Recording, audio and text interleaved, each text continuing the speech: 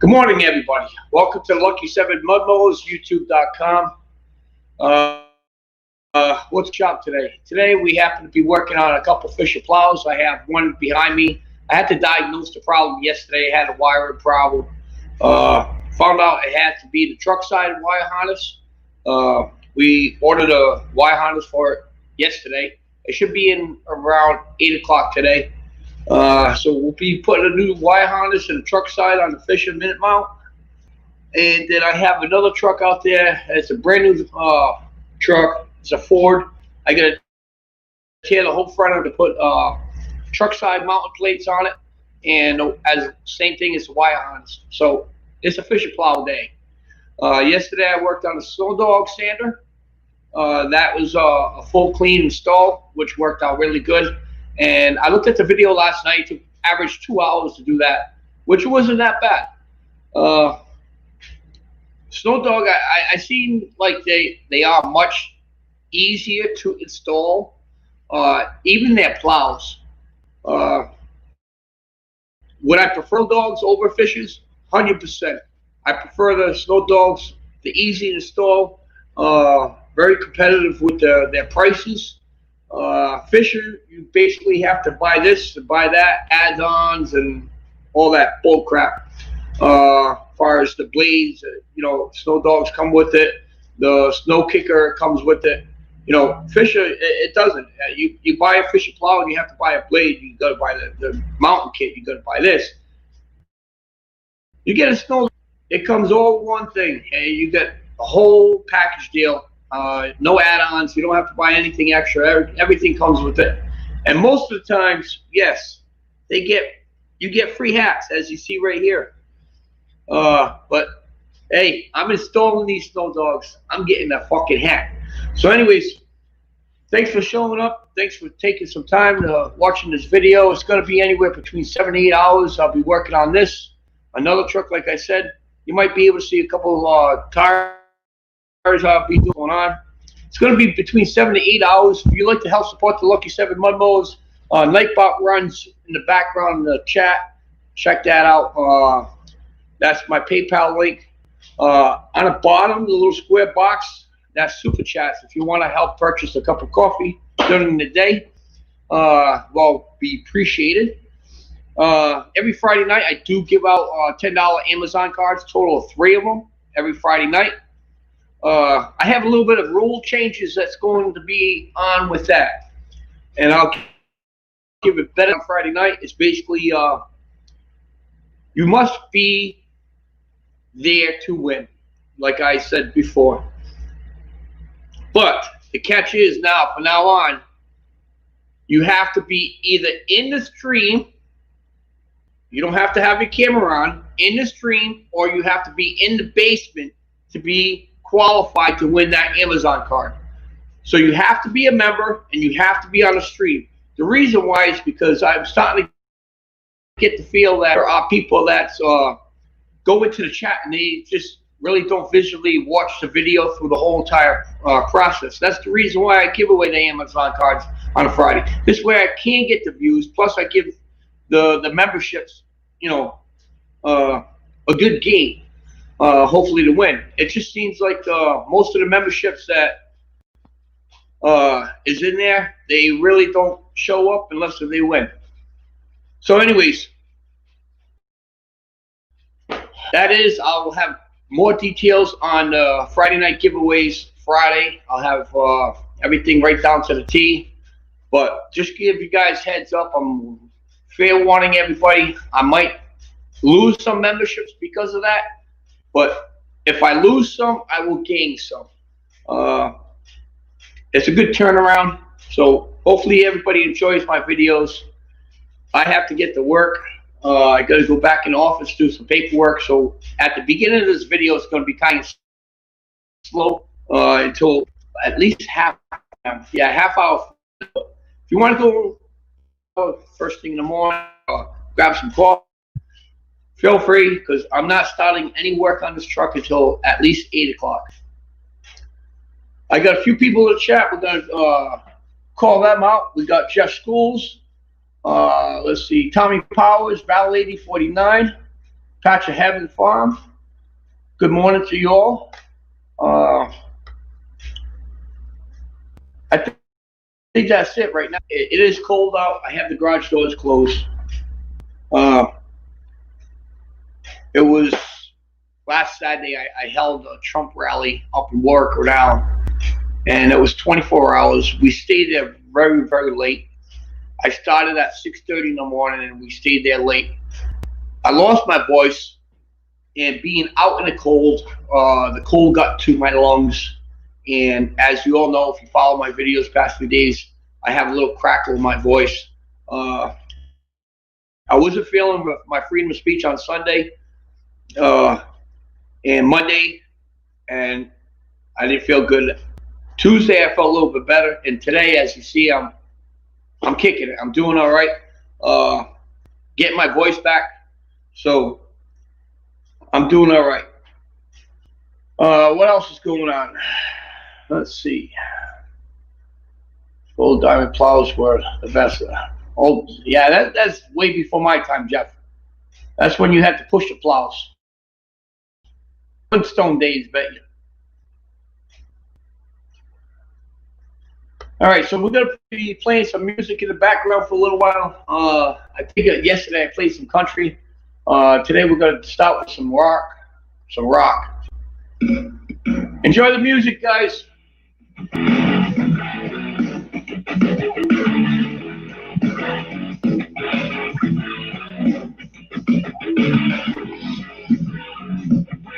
See you in about half hour.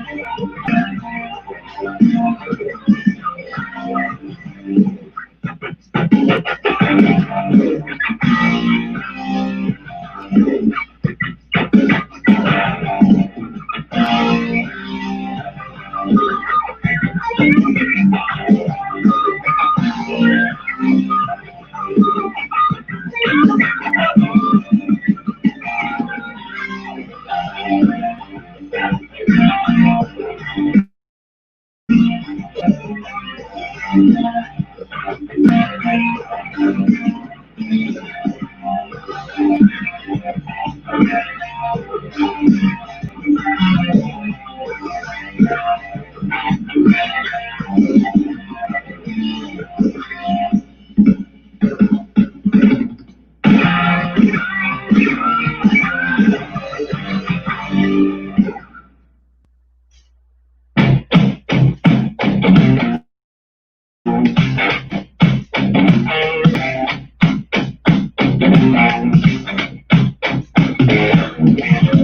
me down and squeeze my neck.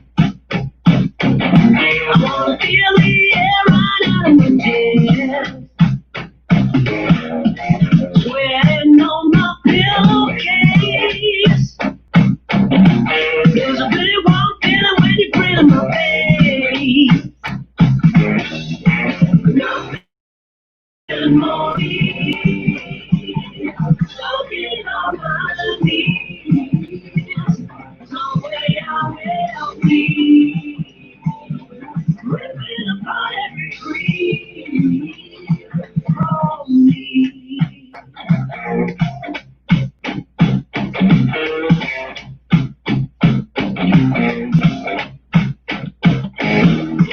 Here I'm walking on my own.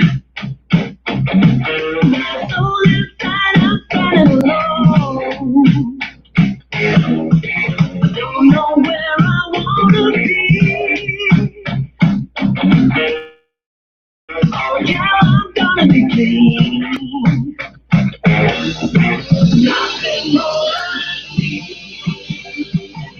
Walking on my knees.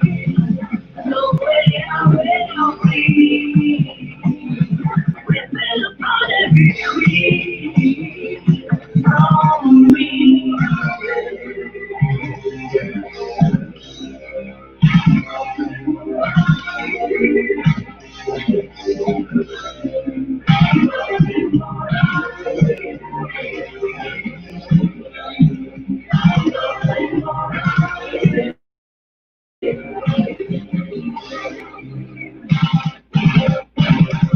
Nothing more I need. Walking on my knees. No way I will be. Ripping apart every crease from me.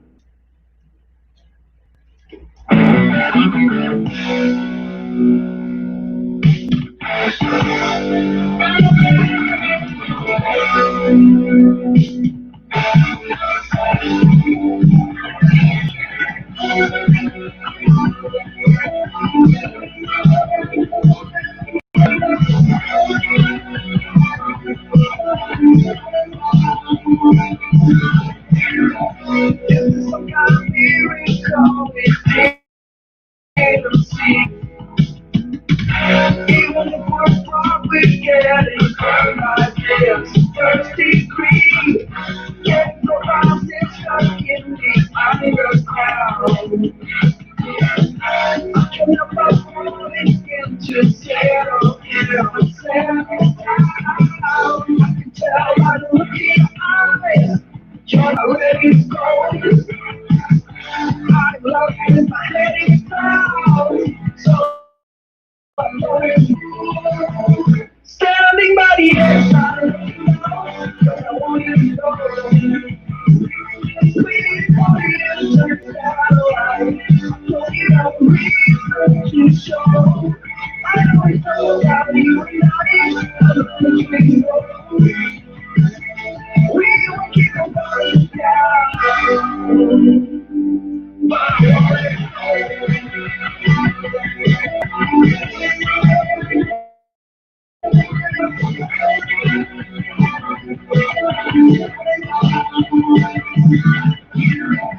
It's some kind of miracle, it didn't see.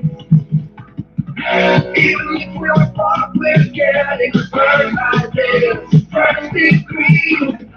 Getting close up to back in the underground. I can almost fall into settle down, settle down. I can tell by the look in your eyes, you're not ready to go. I'm lost in my head in the clouds, so I don't really know. Standing by the edge, trying to let you know, 'cause I want you to know. Waiting for you to turn satellite. I don't have a reason to show.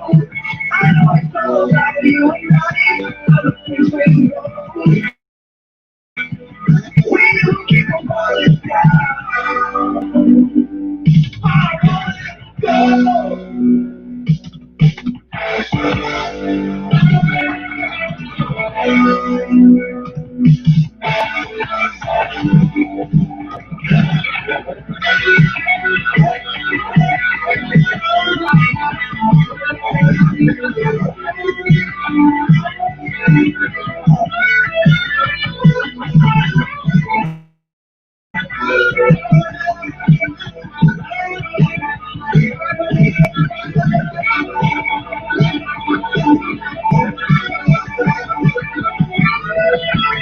Standing by the edge, trying to let you know, 'cause I want you to know.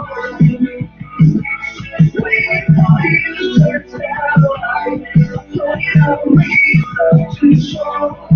I know it's all about you and I, other things we know. We want it down.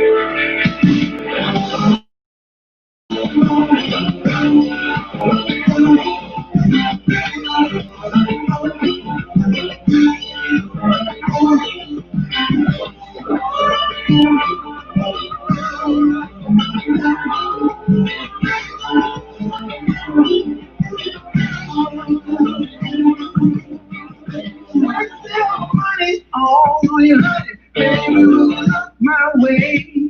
Been getting nobody's paying all the studies, baby, I'm out to play. Keep touching ain't a sweet redemption, I will never let you down. Will you ever get money? Oh, I want it, honey, baby, how you make me sway. Stay away. Calling your addicted friend. You say I will, yeah. Calling me your addicted friend.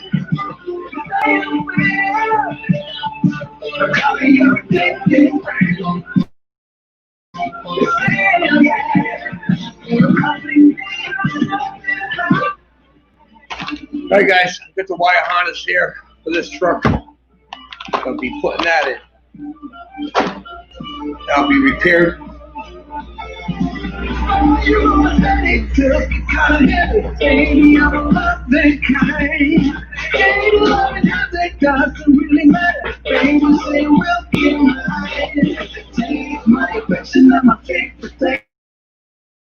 I'll be around. We'll never get money, oh, I want it, honey. I'm tired of being in the line. Stay away. Calling your addicted friend.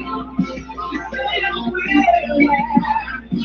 Calling me addicted friend. Stay away. Calling your addicted friend. Stay away.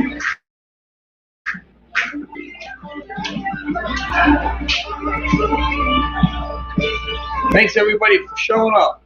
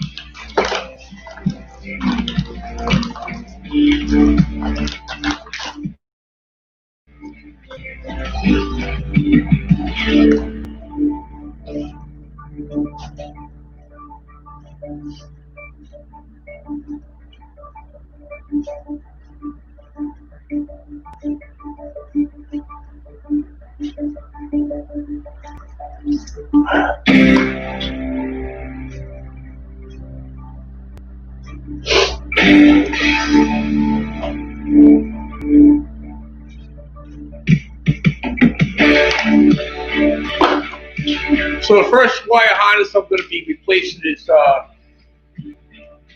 26357. That's this one here.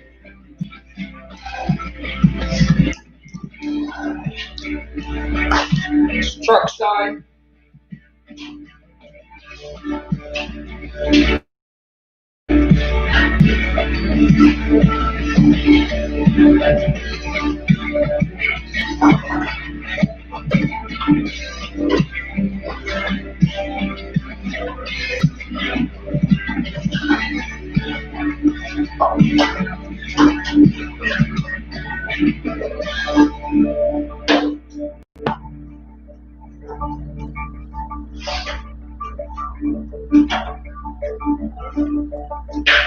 Might be easier if I could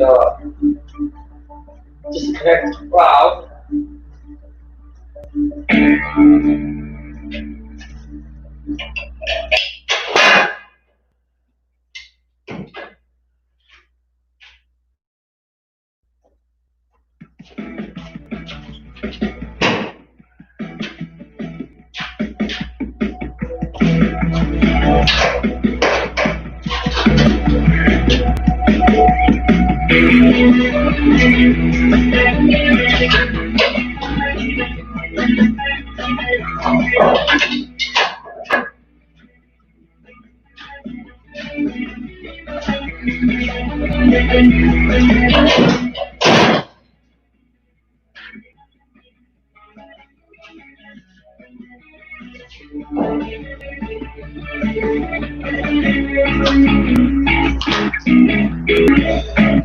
Back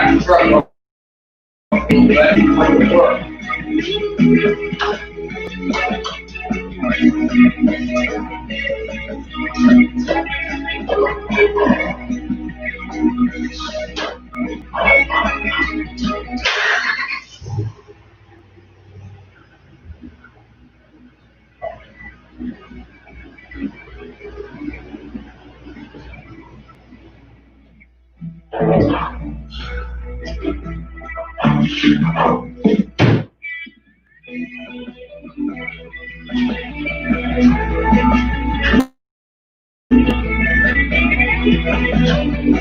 Good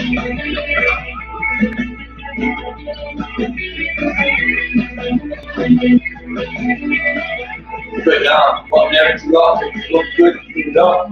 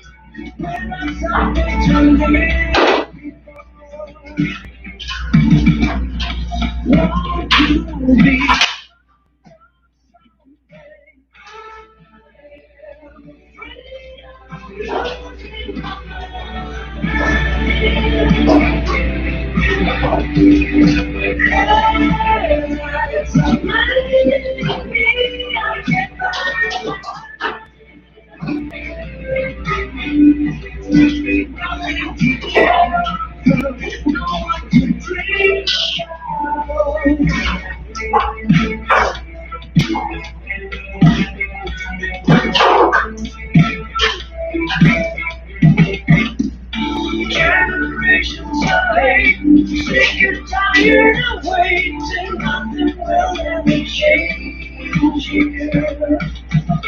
All this destiny be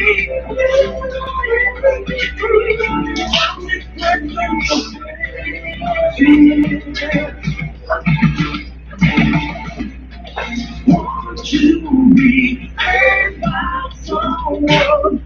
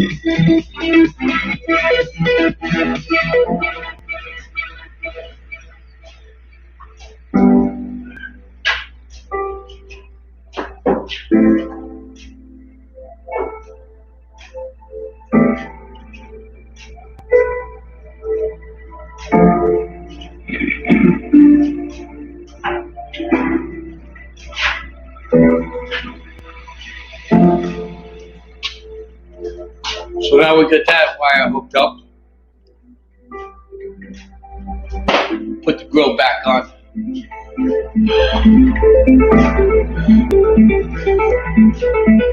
Now, what I just took off that front end is nothing but plastic.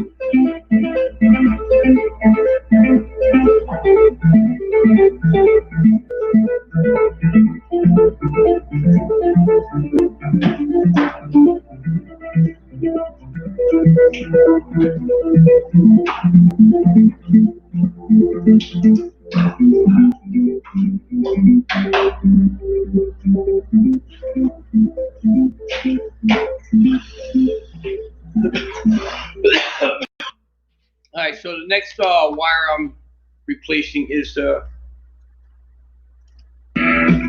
cab wire mount. This goes to the controller.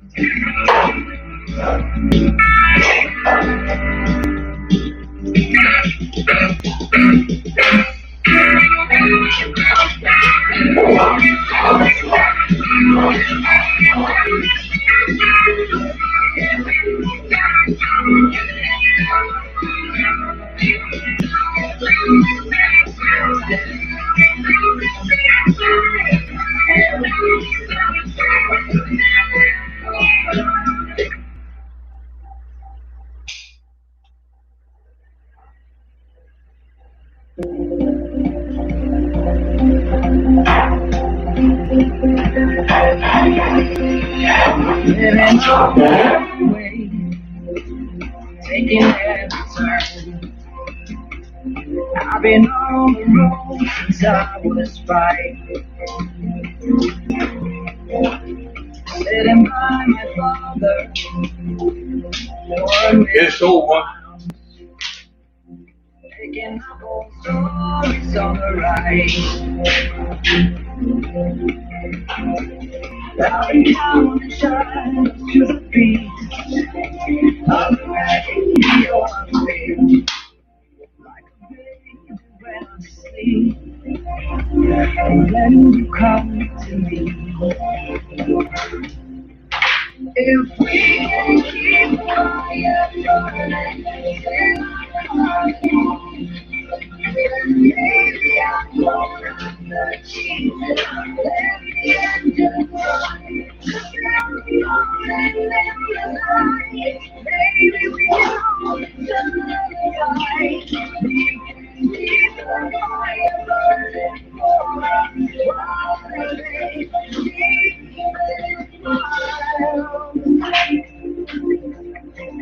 every single coffee, every single ring, every single moment I'm away. Wanna play it open, wanna play it right. Don't want another storm to ride. I've been counting headlights to the beat of the radio I feel, but I wanna go to sleep, and then you come to me. If we can keep the fire burning, maybe I won't have to need to let the engine run. 'Cause in the morning, in the night, maybe we can all just drive. We can keep the fire burning for us while they keep it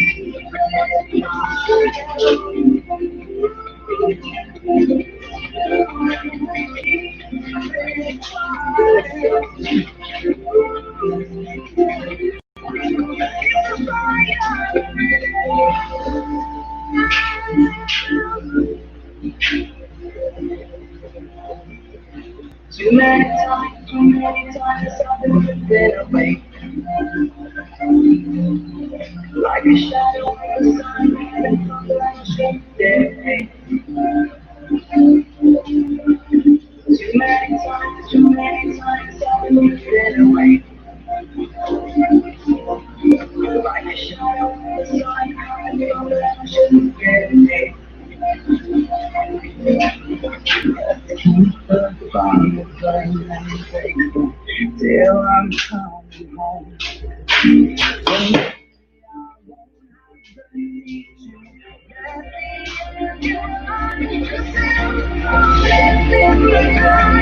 Maybe we can all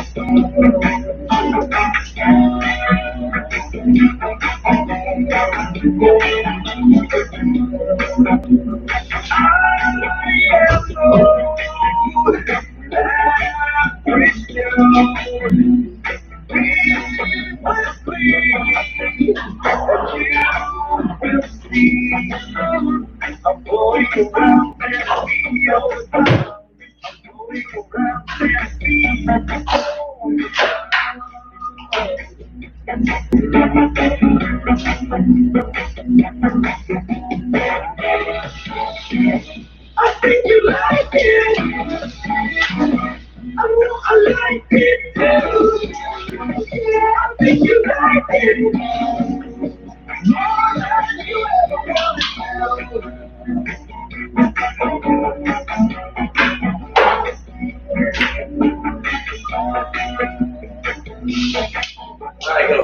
usable link.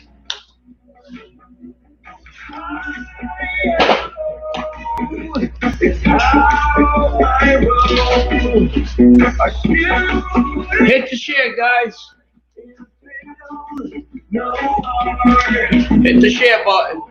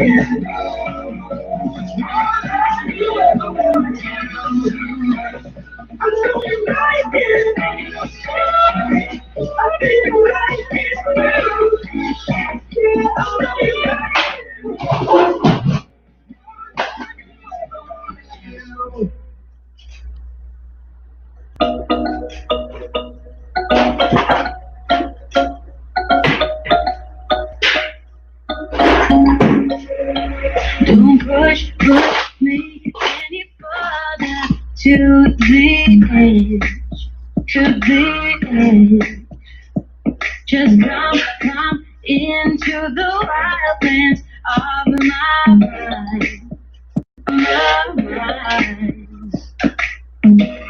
I never want to be in love again.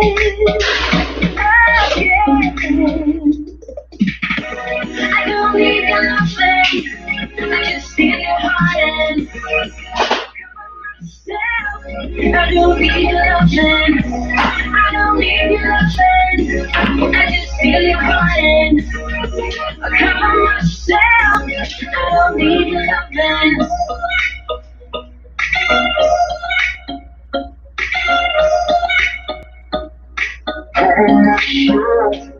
I want you to feed all of my crazy needs.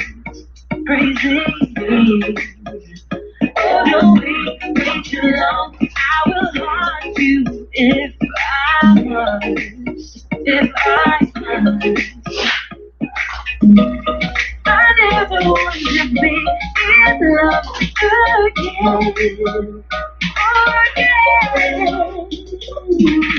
I don't need nothing. I just feel your heart and cover myself. I don't need nothing. I don't need nothing. I just feel your heart and cover myself. I don't need nothing.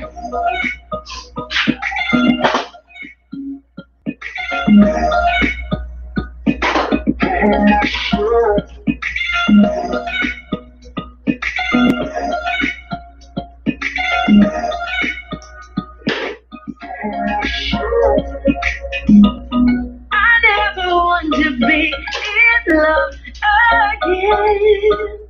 Oh, again and again. Oh, I don't need nothing. I just feel it hurting. Cover myself. I don't need nothing. I don't need nothing. I just feel it hurting. Cover myself. I don't need nothing. No, I don't. No, I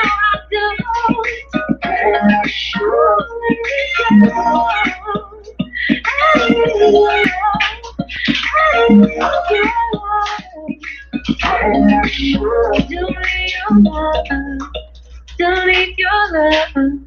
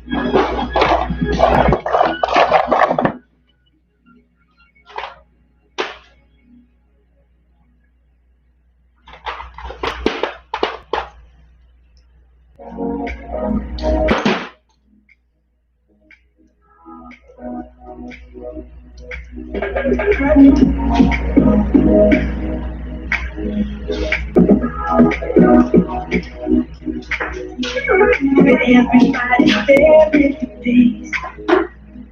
See just your pretty face. Letting you know you much better. No matter how much time it takes. But there's something you're trying to hide. There's something you keep it inside. But I'm trying to get to know you much better. No matter how much time it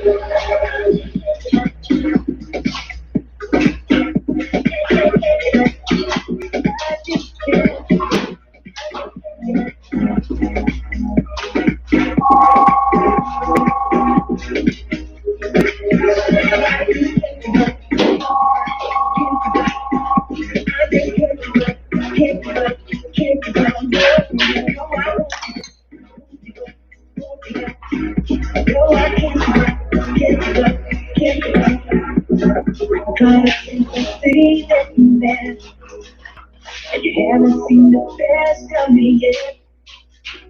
It's nothing like you and me together.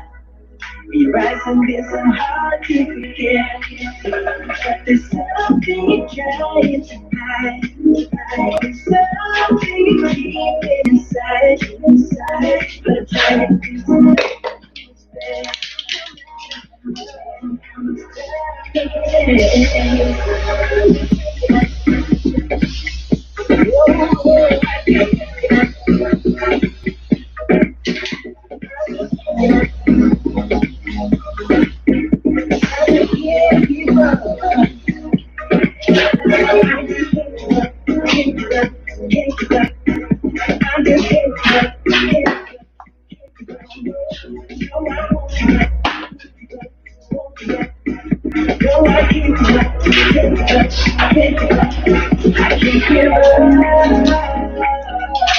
I won't give up, just can't give up.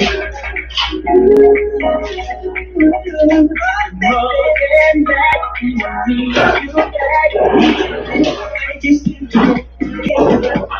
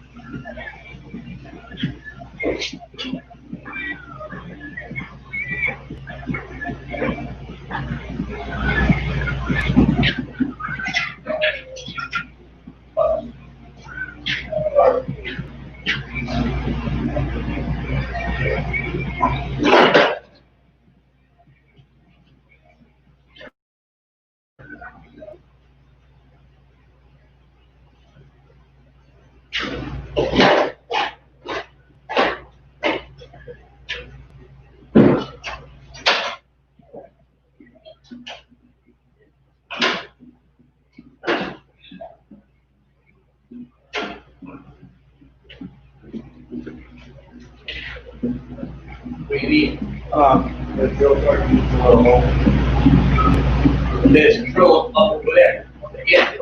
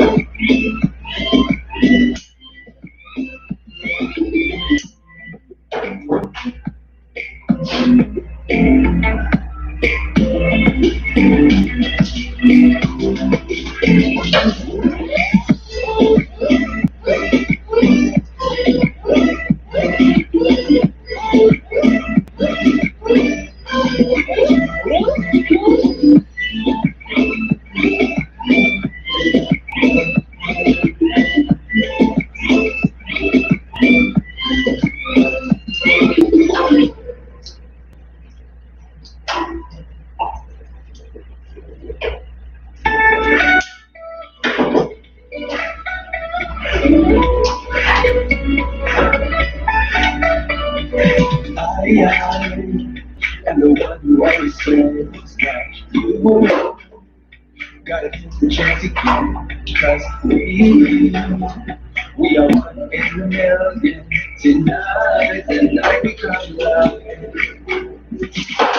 When you know we come to love each other, we don't love. It's always been amazing. I might feel back.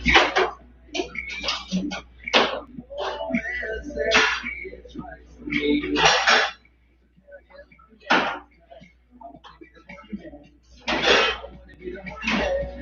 Stronger and faster. I'm loving it more and the rules running out slow. I wanna be the one.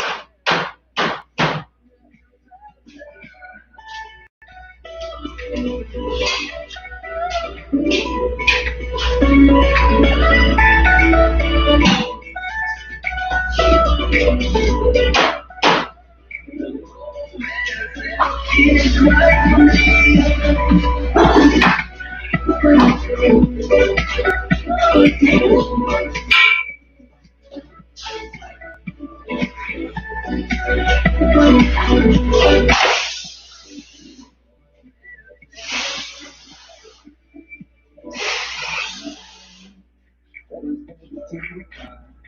and now, taking the chance we get to do is what I believe is right. Tonight, the night becomes light. To live and to love, you don't need much, you got some pieces. You're there above, when you know this is the reason I might do bad things. I agree. The moment is right for me. So can I get one dance? Cause I wanna be the one dancing. Stronger.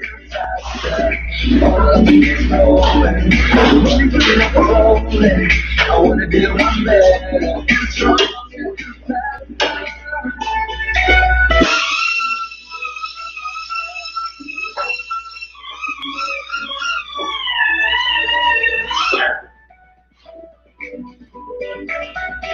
The romance is right for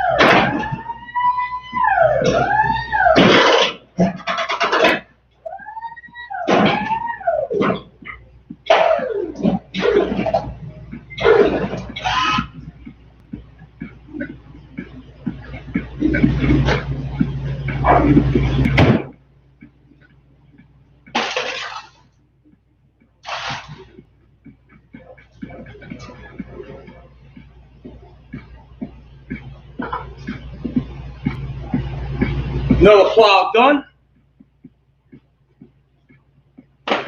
Time to bring in another one. What's up, Grandpa? Mr. G, what's going on?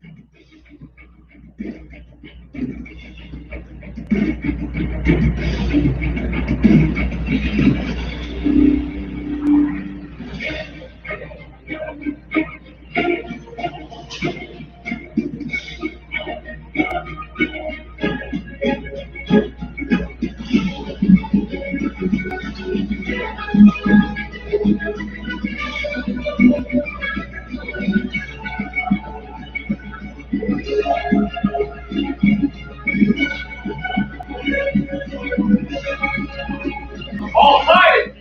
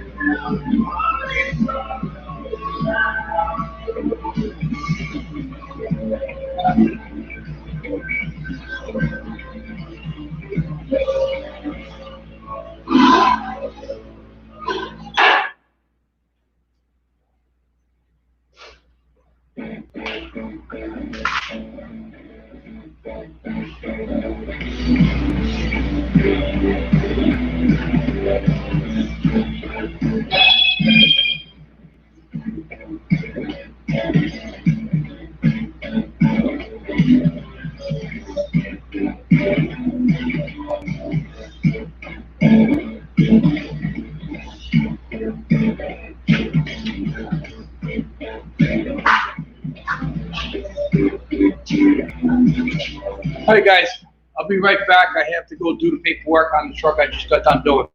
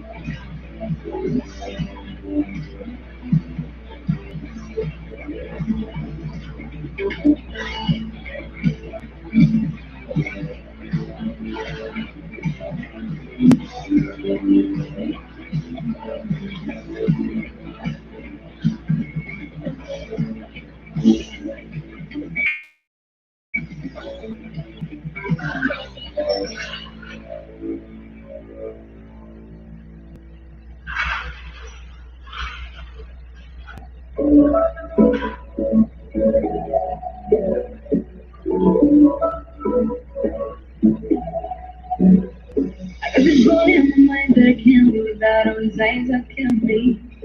I keep talking about everything that I like, but I can't stop listening. Think about it all the time. Think about it all the time. Think about it all the time. All the time. Like I don't my lips can be. It's the way that it moves and the way that it laughs.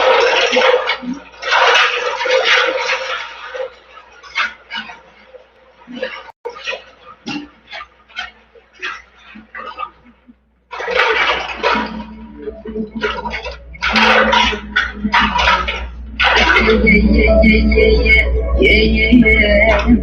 I told him I can get tired if you want. He's like catching me if you fall. I can make it brighter when it starts. When it starts.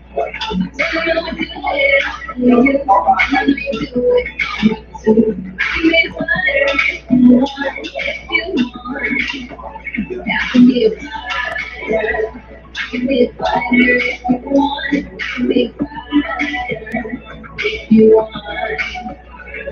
All the way that I feel, you know that it's real. Cause I can get them out of my head. I don't care what we do, everything's what I do. Even if it's in bed. I say yeah. You know I want it, nah. I say yeah. I told him I can be a fighter if you want. Did I catch you if you fall? I can make it brighter when it starts. When it starts. Tell me what I did for you. And I know you do it for me too. I can be a fighter if you want.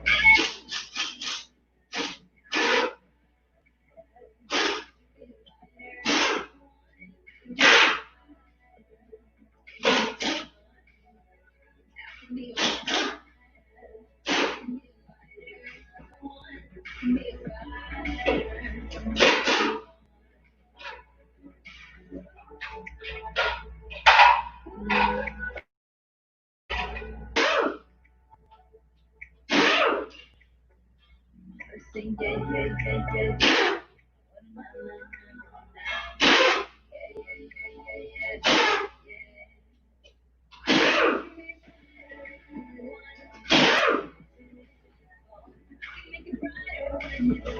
When it starts.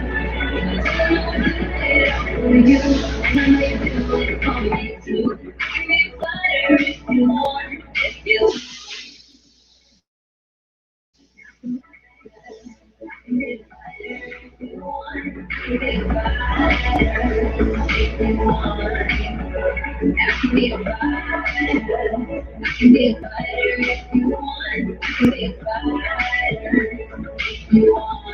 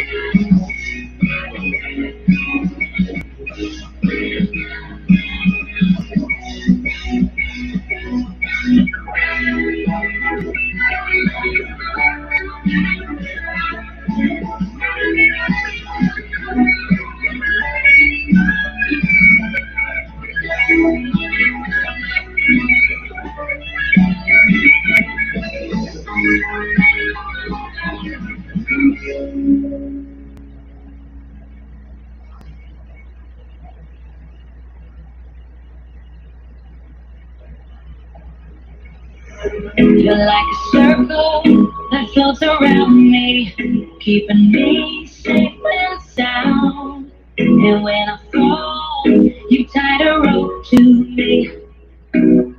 listen to me every day. I was down with an illusion, like a sparrow getting waves. But now I shine with your reflection on me. Getting back up on my feet. That you showed up was written in the palm. You are a statement fixed like a bomb. I get to push myself to victory. You make me win. You got me loose and set me free. You make me win every way. You show me how to spread my wings. Yes, I'm the winner of the day. You got me loose and set me free. You make me win every way. You show me how to spread my wings. Yes, I'm the winner of the day. Yes, I'm the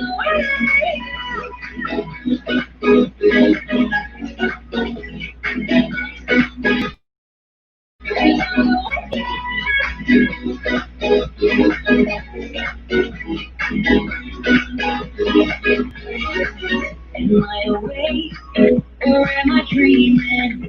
So I'm gonna look back. And when I move, there ain't no stopping me. You're pushing me up to the top. The clouds looking angry, but when the sky reaches my mind, and when it's out, I see the possibilities. Only the way that I want. That you showed up was written in the palm. You are a statement fixed like a bomb. I get to push myself to victory.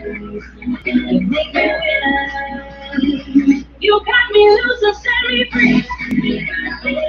You make me win every way. You show me how to spread my wings.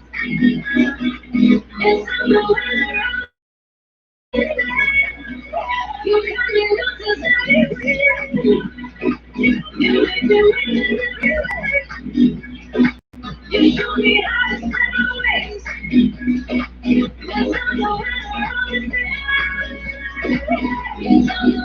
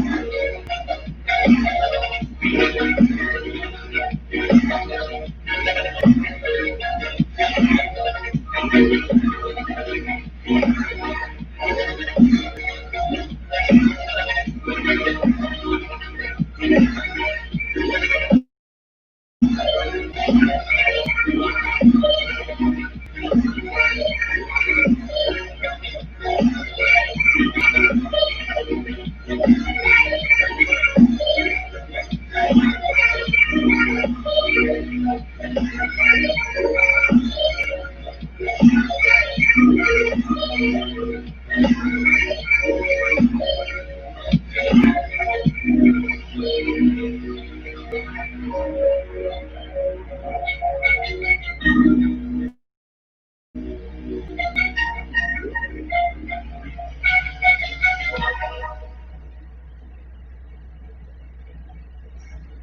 not worthy enough to define body up, yeah. Gotta look and she wants it back. She's firing up that body up, yeah. You think that I want you, but not it. You want it a million, and it's not for me. I am to go with the glad it takes. I'm getting too personal. Not good, not bad. The words out when you are ready. To show up, I'm feeling tough. I got you, but I got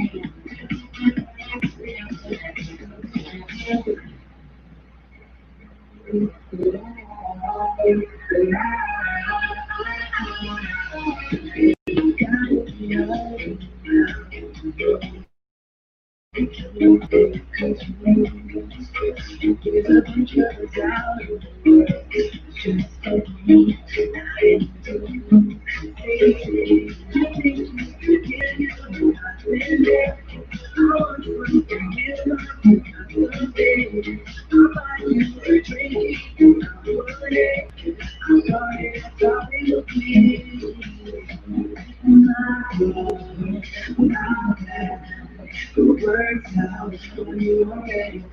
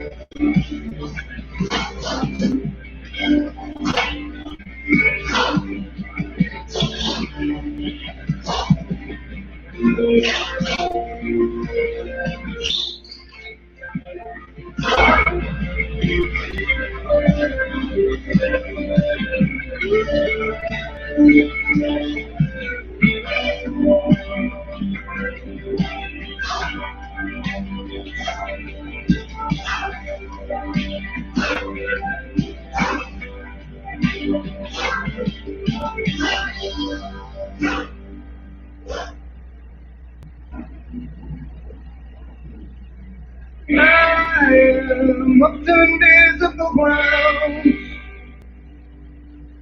Call away. Look away from me. Only not to go. Somewhere I belong. I'll see it here and now.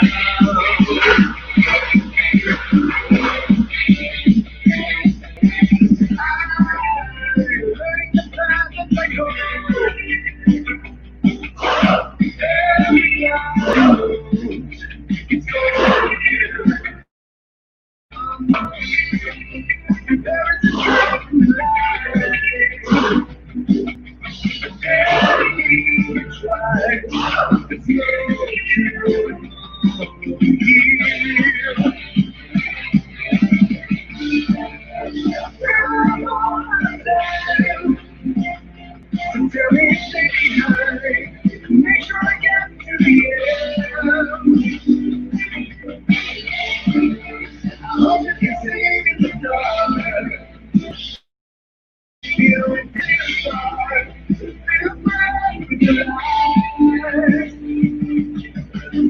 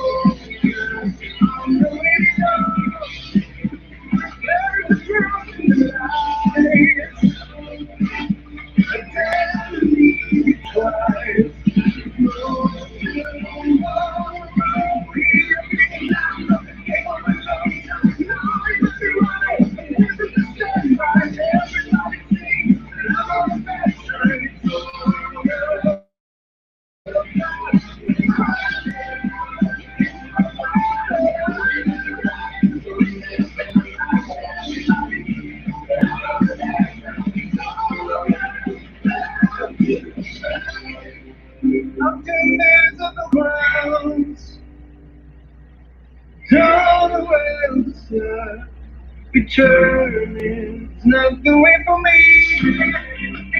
Always not to go. Somewhere I see you here and now.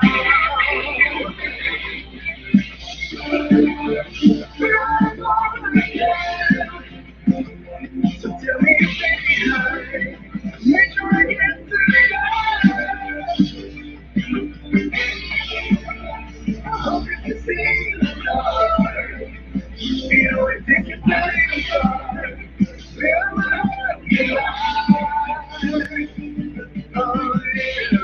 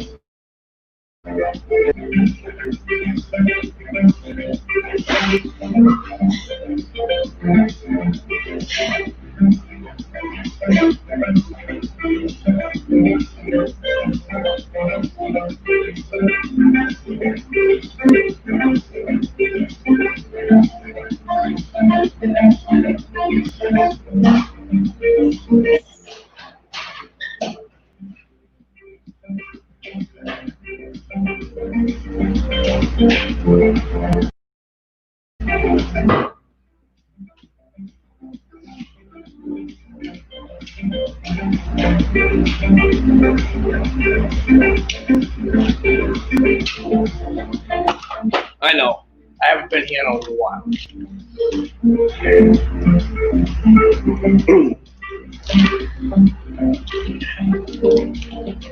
I had to order parts for the next snow plow.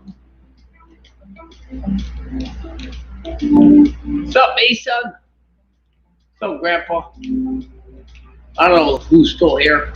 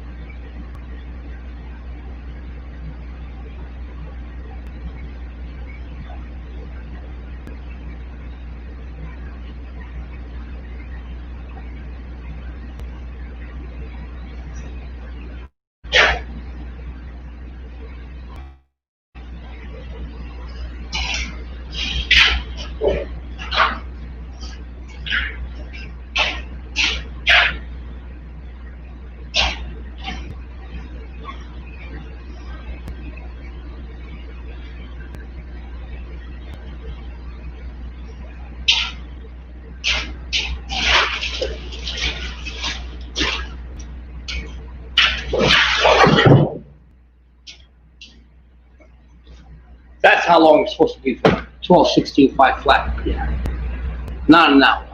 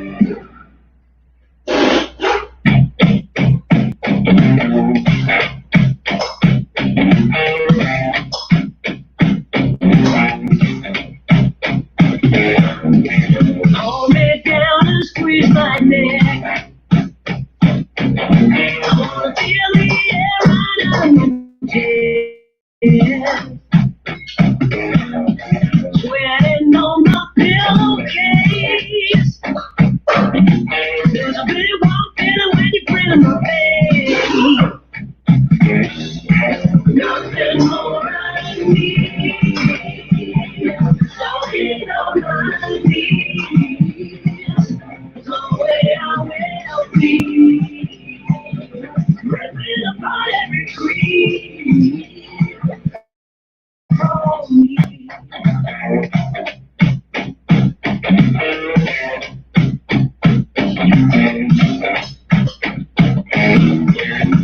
I'm walking on my own. My soul inside, I'm standing alone. Don't know where I wanna be.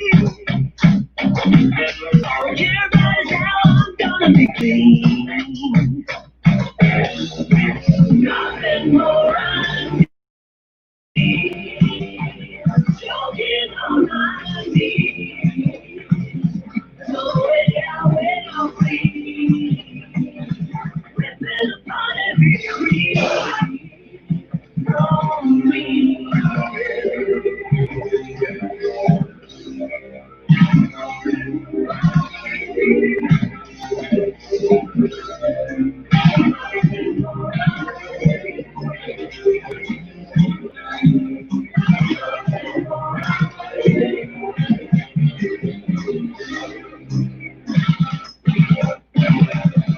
Nothing more I need.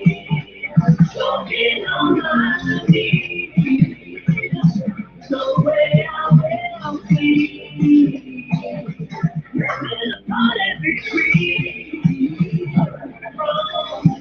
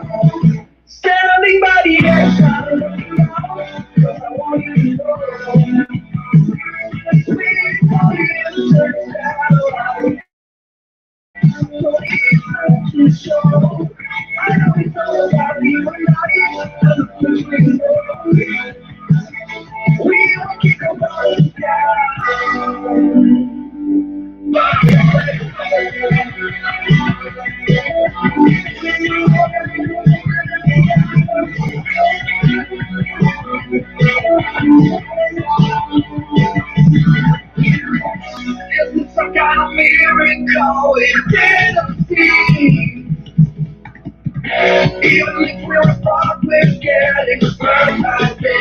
First degree, get caught up in the underground. I can never find him to settle down, settle down. I can tell by the look in your eyes, you're not ready to go.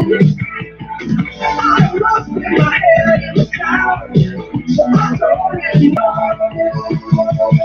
Standing by the edge, trying to looking out, 'cause I want you to know.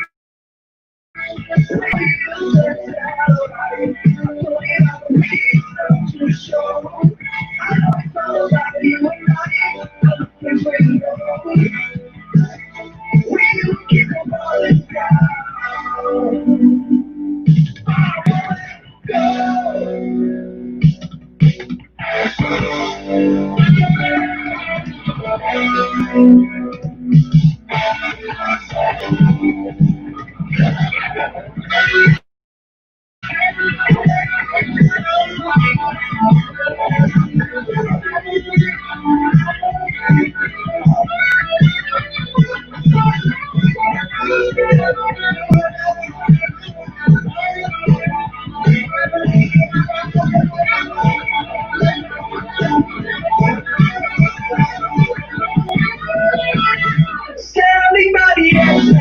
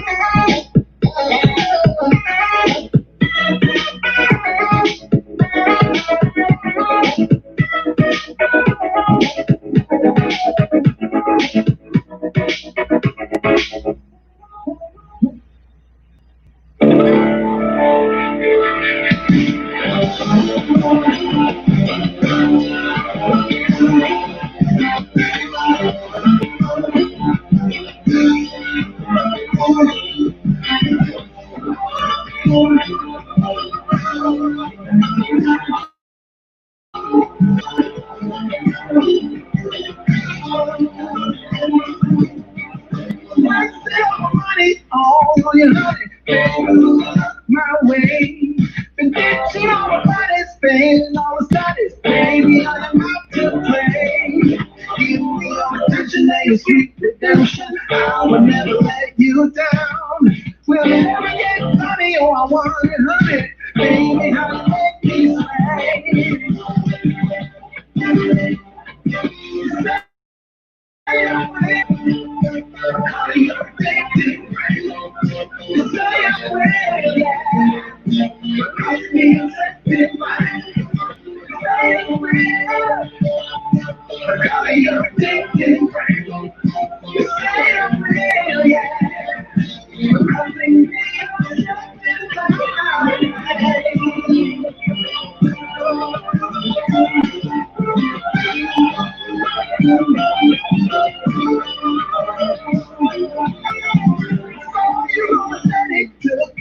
heavy, baby, I'm a loving kind.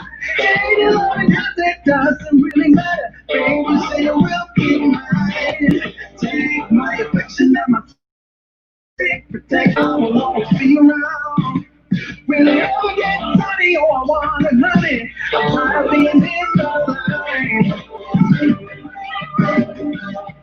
You say I'm real. I'm addicted, right? You say I'm real, yeah. I'm addicted, right? You say I'm real. I'm addicted, right? You say I'm real, yeah.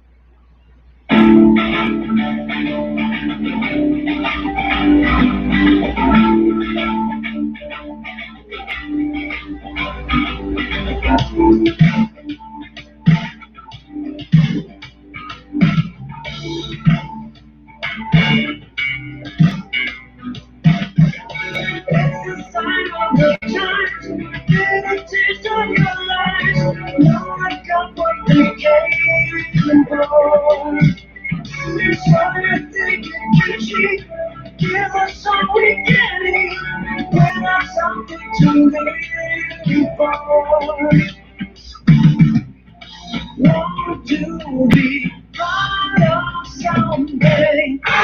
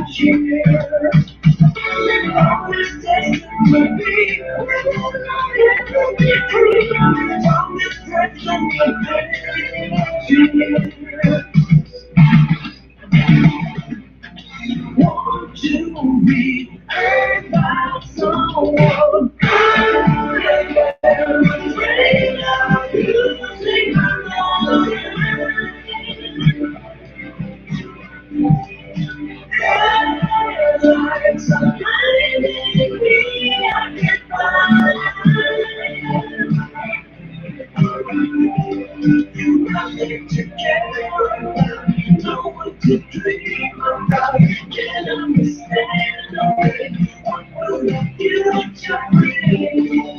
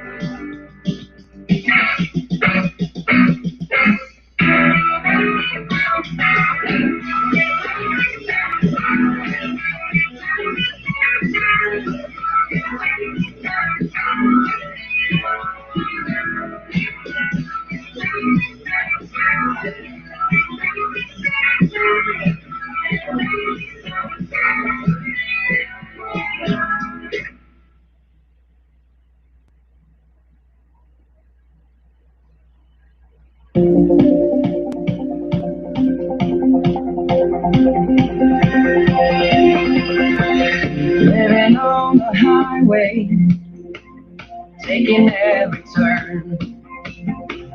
I've been on the road since I sitting by my father for a million miles, picking up old stories on the ride.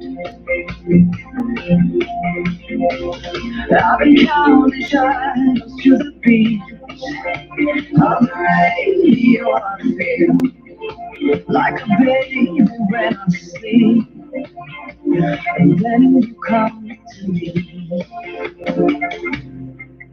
If we can keep the fire burning till we're home, then maybe I won't have to need to let the engine run. 'Cause in the morning,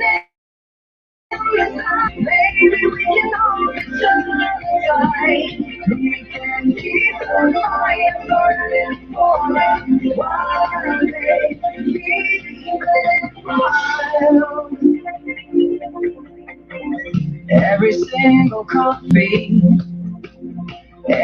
single breath, every single moment I'm awake. Wanna play it open, wanna play it right. Don't have another song to write.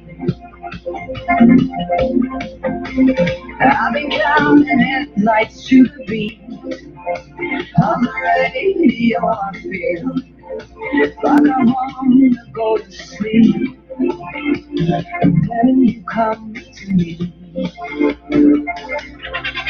If we can keep the fire burning till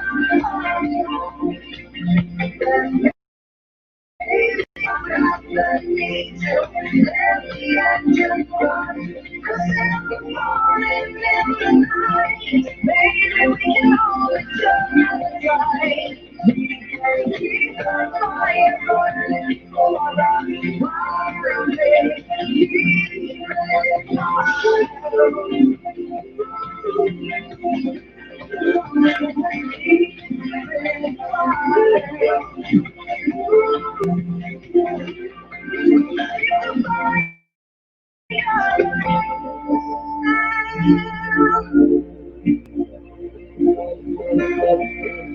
too many times I've been drifting away, like a shadow in the sun, hiding from the shifted of day. Too many times I've been drifting away, like a shadow in the sun, hiding from the shifted. Let's keep the fire burning, baby, till I'm coming home. Then maybe I won't have the need to let the engine run. 'Cause in the morning, in the night, maybe we can all be just right. We can keep the fire burning for us while they leave. Too many times I'm drifting away. Like a shadow in the sun, hiding from the shifted day. Keep the fire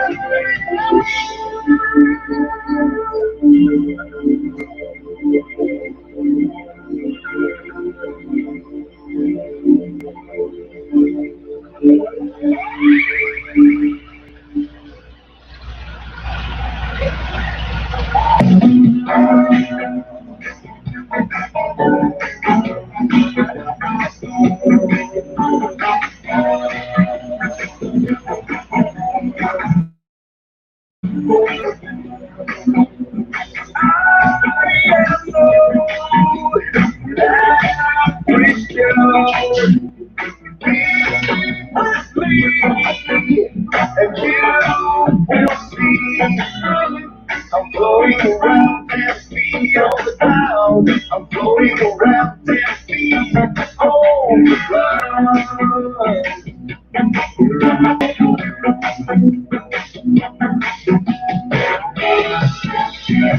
I think you like it. I know I like it too. I think you like it more than you ever wanted to.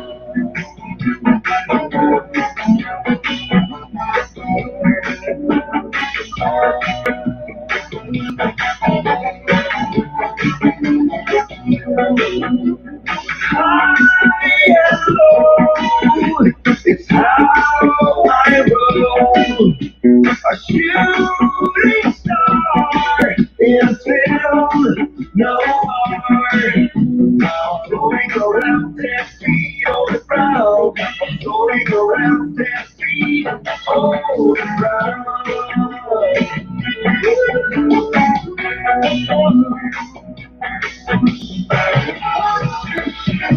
I know you like it. I think I like it too. I know you like it. I know you like it.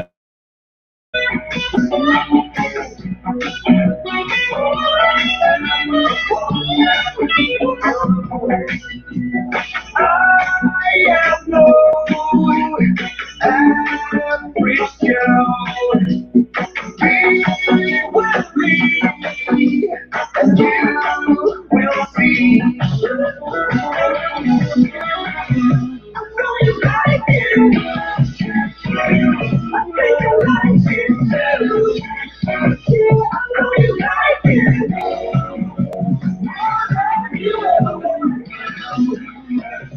I know you like it. I think you like it too. I know you like it more than you ever want.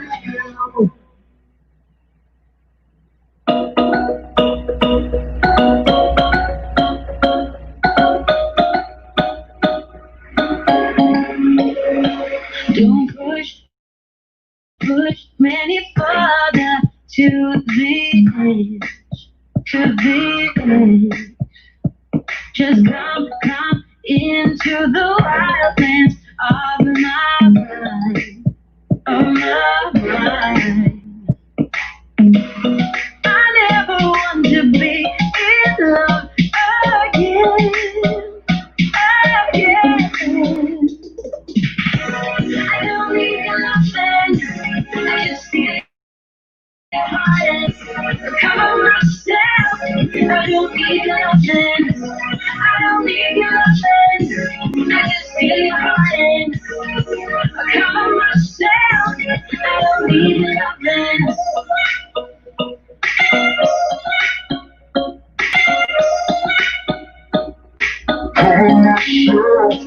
I want you to feed all of my crazy needs, crazy needs. Oh, don't wait too long.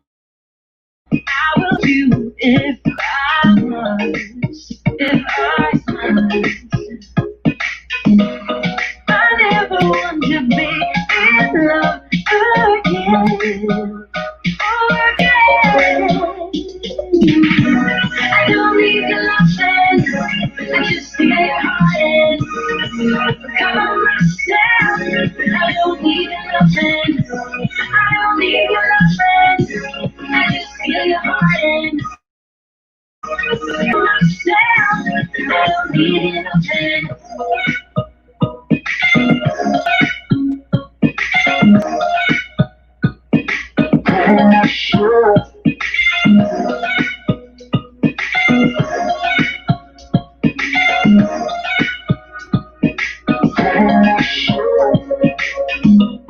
I never want to be in love again. Oh, again, again and again, again. Oh, I don't need nothing. I just need a heart. Cover myself. I don't need nothing. I don't need nothing. I just need a heart. Cover myself. I don't need nothing. No, I don't. No, I don't. I surely don't. I don't need your love. Don't need your love.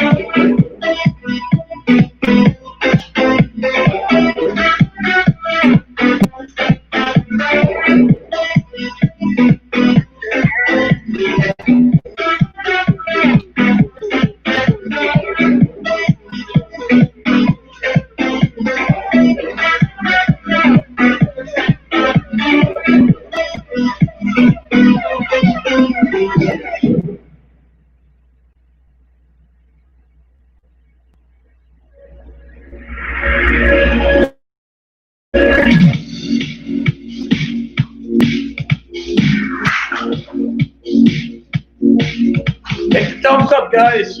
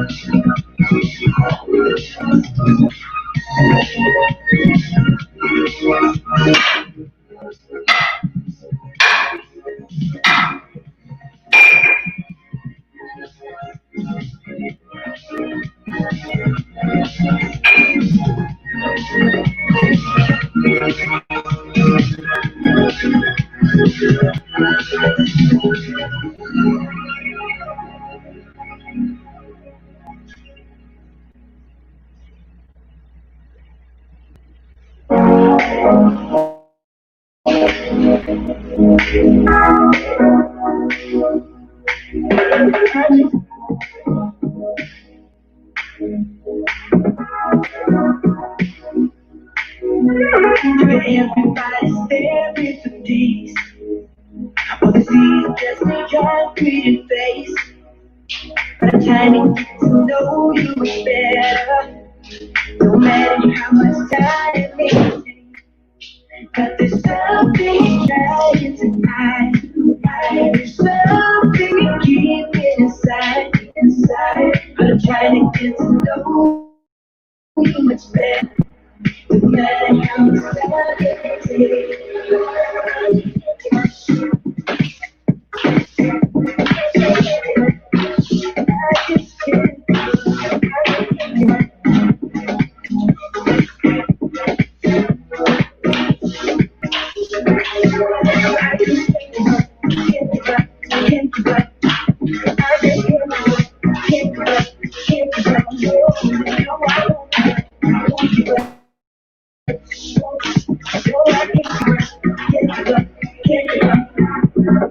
Caught up since the day that we met, and you haven't seen the best of me yet.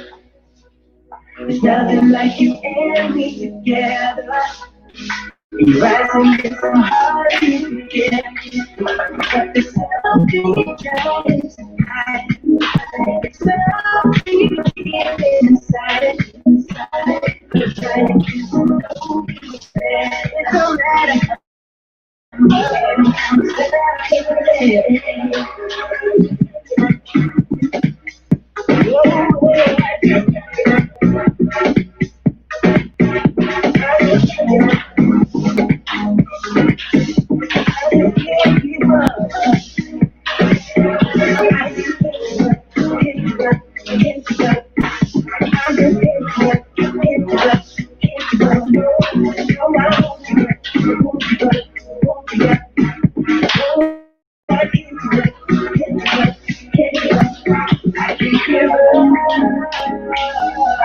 I won't give up, I just can't give up.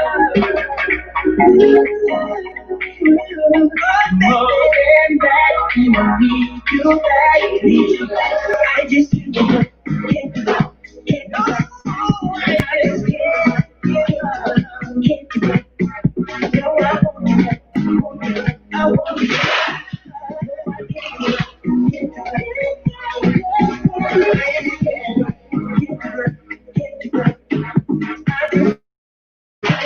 Yeah.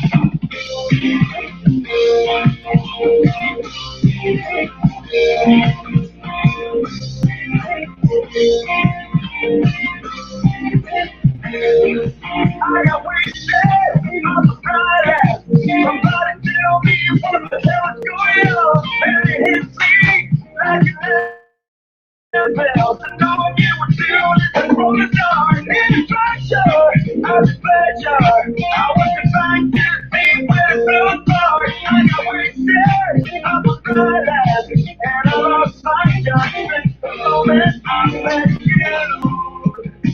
I keep on falling down.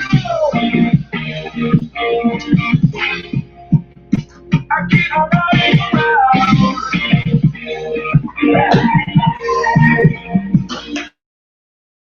What are you looking for? I don't know. I don't know. I don't know.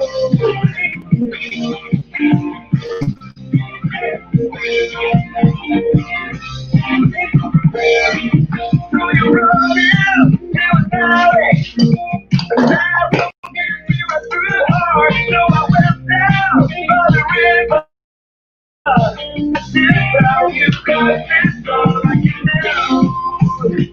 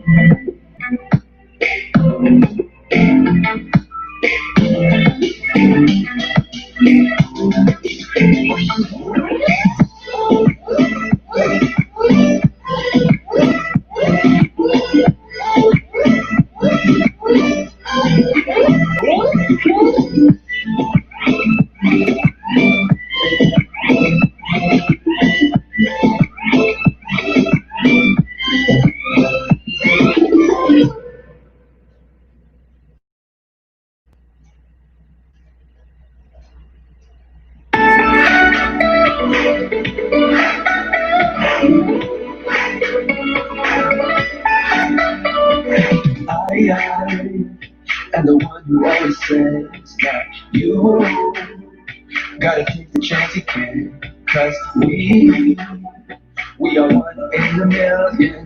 Tonight, the night we come alive. I'll do when you don't. We come together. The reason for love has always been amazing. I might do bad things, I agree. The moment says it's right for me. So can I get one dance? Cause I wanna be the one dance. I wanna be the one better, stronger and faster. Wanna up and get going. The roots wanna get cold. I wanna be the one better, stronger and faster.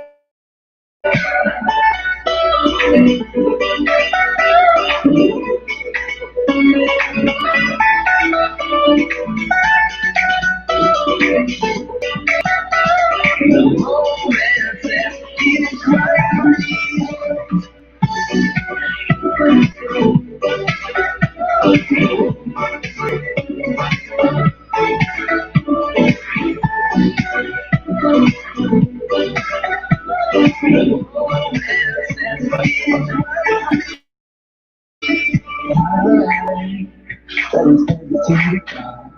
And now you take every chance we get to do is what I believe is right.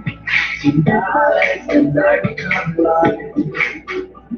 To live and to love, you don't need much, you got the pieces. Beyond and above, when you know this is the reason I might do bad things, I agree. The moment is right for me. So carry it on and dance, cause I wanna be the one dancing. I wanna be the one better and stronger and faster. All up against rolling, the road's running up slowly. I wanna be the one better, stronger and faster.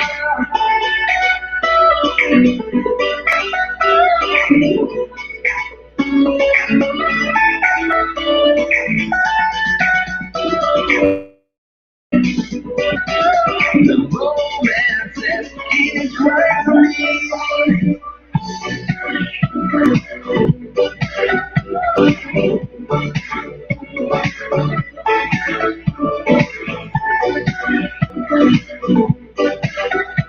The romance is right for me.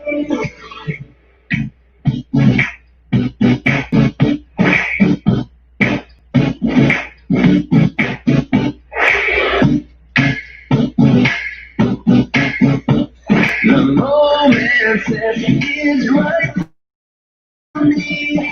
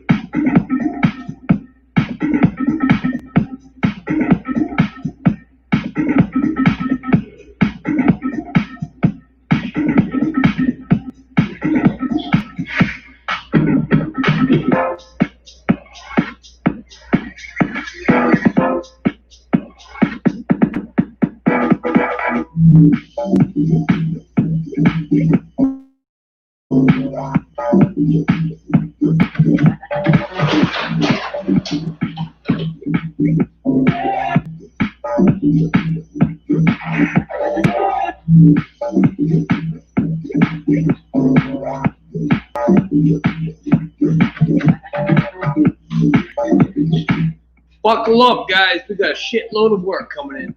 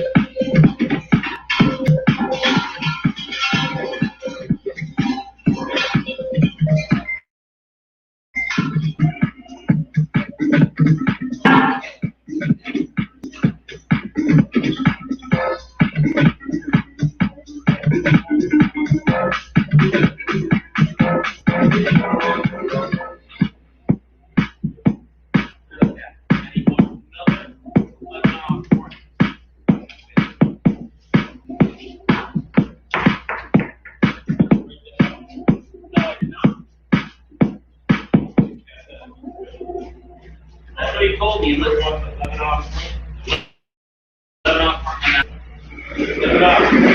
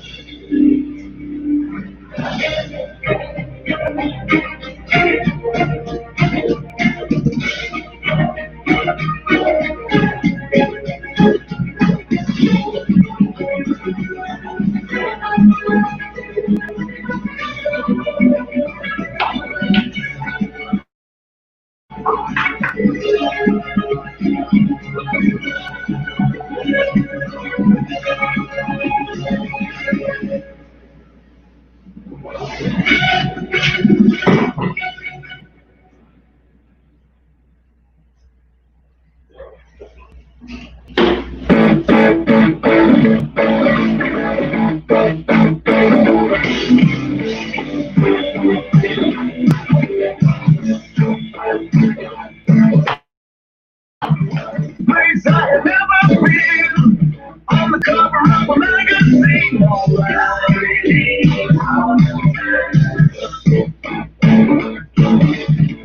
gotta stay till the bitter end. I'm the upshot of all the trends, alright.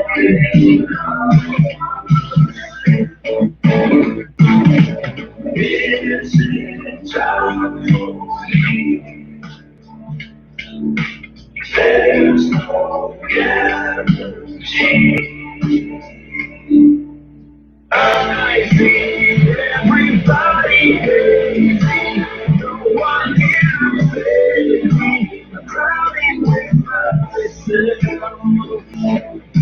Studying visions of the fairies through the prairies, lifted by the sun.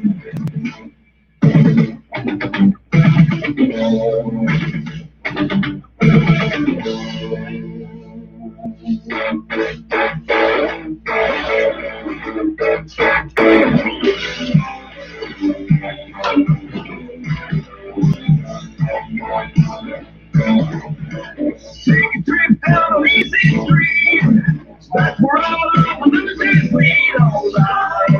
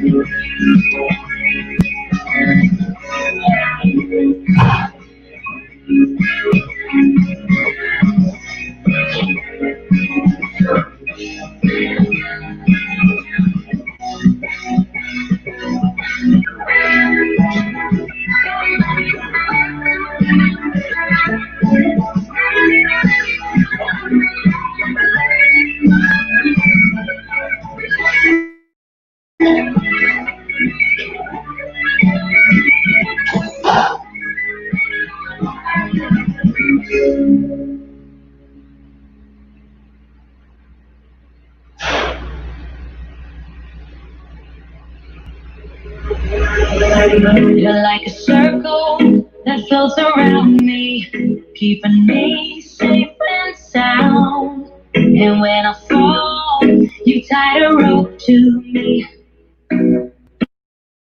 listen me up. I was down with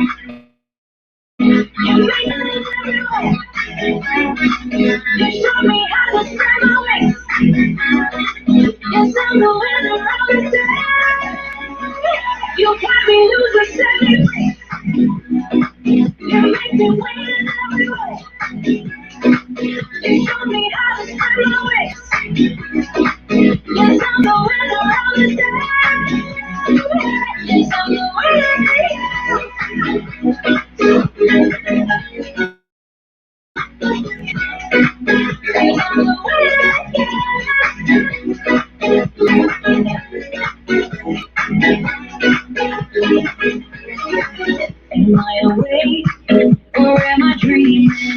So far gone, I won't look back. And when I move, there ain't no stopping me. You're pushing me up to the top. The clouds looking angry, but then the sky reads my mind. And when I space out, I see the possibilities. You're holding the way that I want. That you showed up was written in the wrong. You are a statement that's still like a bomb. I get to push myself to victory. You make me winner. You got me loose and set me free. You make me winner. Show me how to stand my ways. It's on the winner all the day. You got me loose and set me free. You make me win every way. You show me how to stand my ways. It's on the winner all the day. It's on the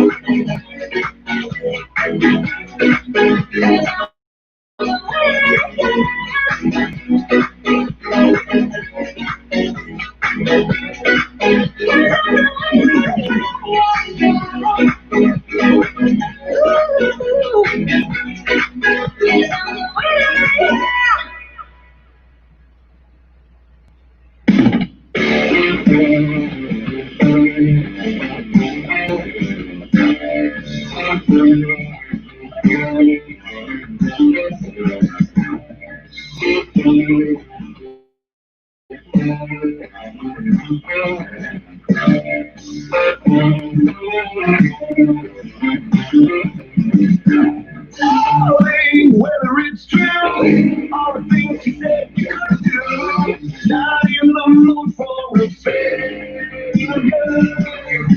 Always staring up high, hoping for a glimpse of the sky. There ain't no time to pretend. I'll keep your ego. Together we go. Playing talking cheap. Am I into these?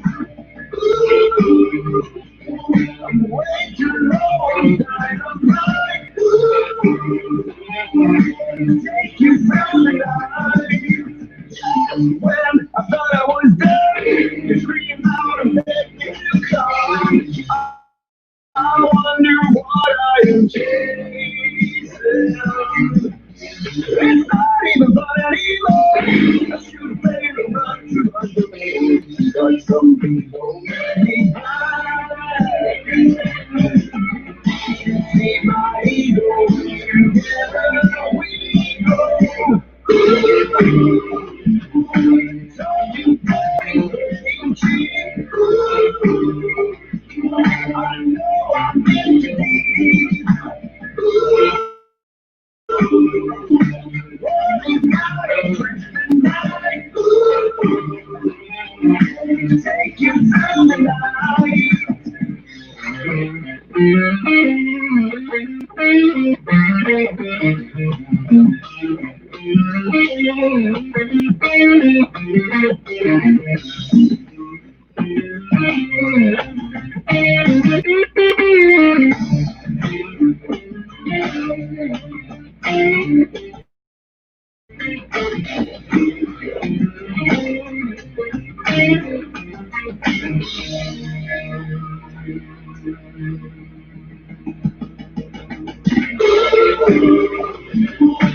Talking very cheap. I know I'm meant to be. Running out of Christmas night. Take you through the night. Take you through the night.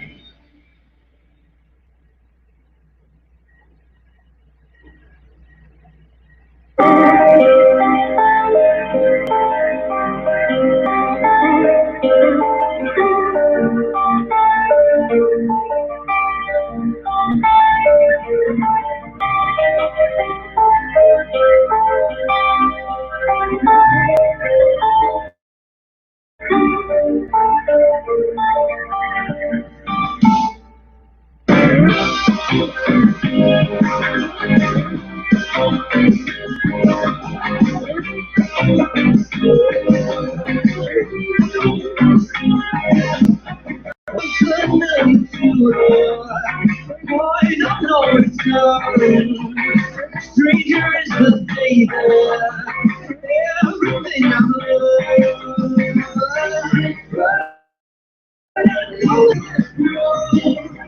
One more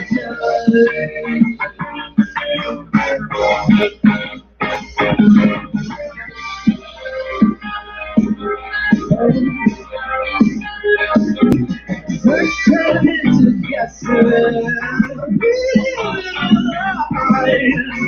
conditions that feel perfect, down to midnight. 'Cause I know I see this road one more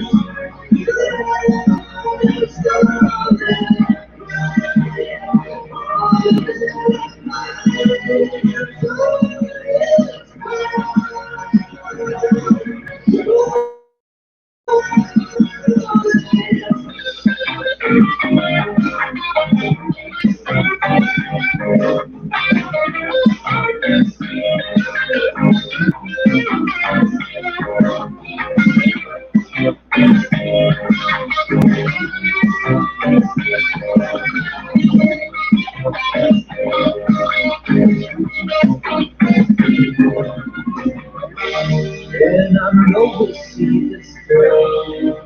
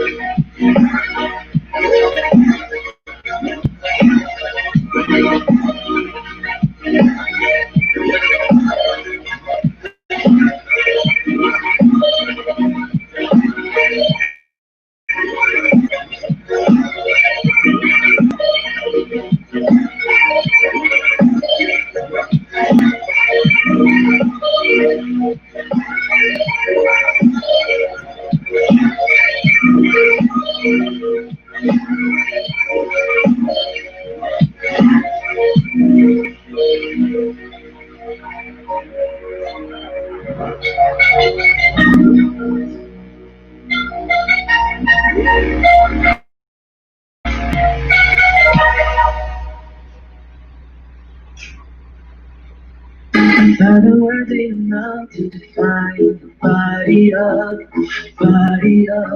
yeah. Gotta look as you want it back. She's firing up that body up. Yeah, you think that I want you, but not now. You're one in a million, but it's not for me. I'm not into girls with a black dress, to personally. Not for, not bad. The words out for you are everywhere. I show up, I'm here to tell you. I got it, but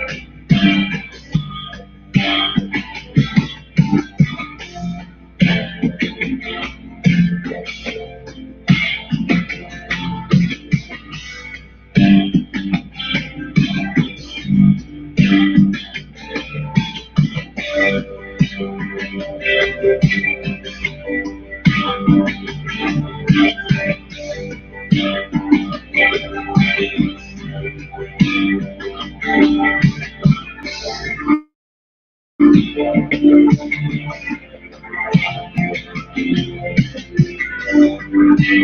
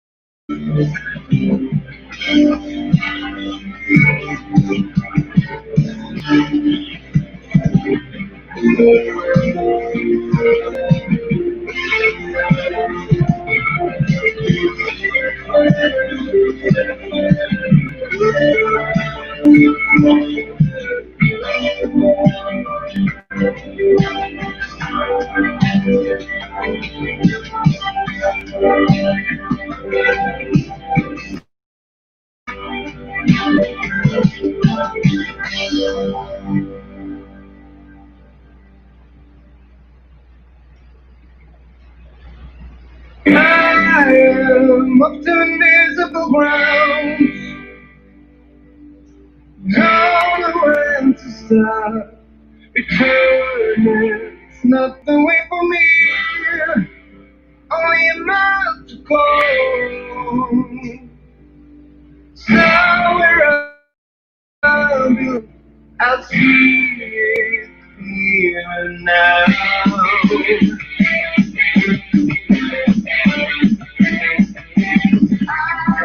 Learning the path as I go. Everybody knows it's over on the radio. There is a drop in the light. Every tries to go to here. I wanna stay. Since everything behind, make sure I get to the end. I hope you can see in the dark. Feel it takes a billion to start. Feel bright with your eyes.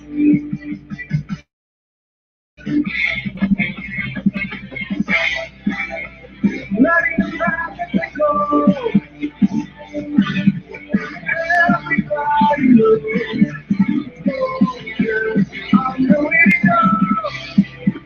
There is a truth in the light. I can't believe it twice. No, tomorrow. Here now. Came on a long time. Now I got to ride.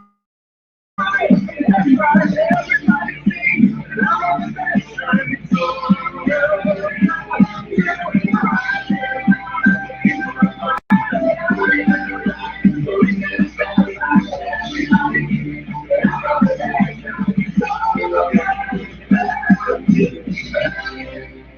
Up to invisible grounds, down the way to serve, returning is not the way for me. Only a mile to go. Somewhere I belong, I see it here and now.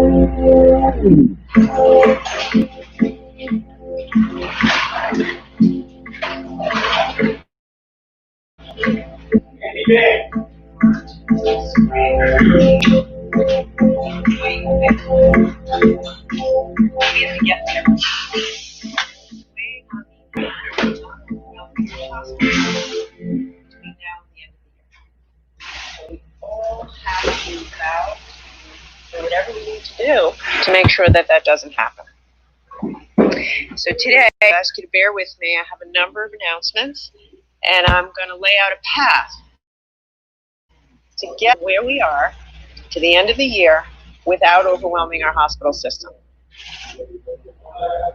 So now we begin.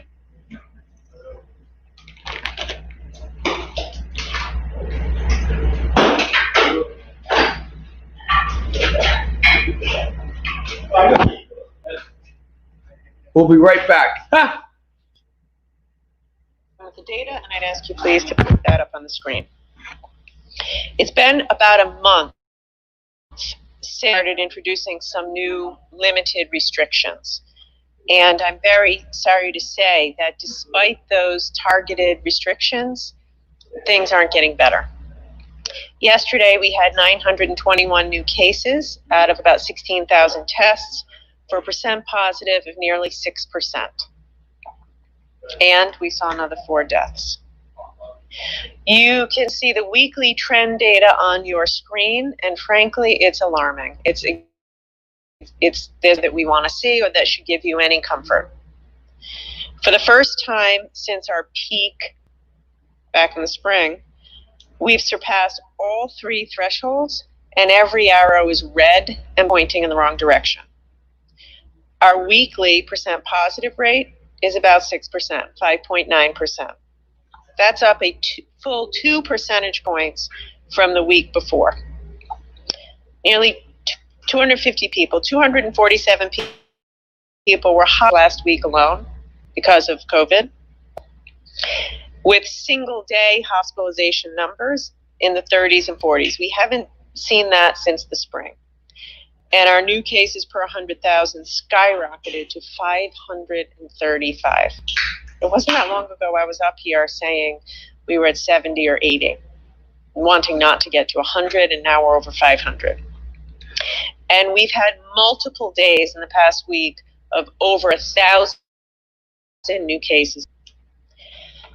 Now, you know that I have tried to avoid any sort of a lockdown or stay-at-home order. And over the past month, I have tried to get a handle on the virus by having targeted restrictions.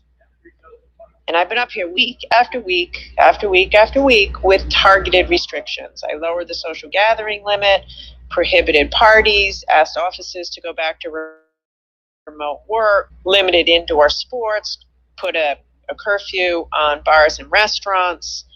Last week, I thought we had very powerful testimony from Dr. Foreman, who's an emergency room doctor and who will be running the Cranston Field Hospital. I've been begging. What you bet?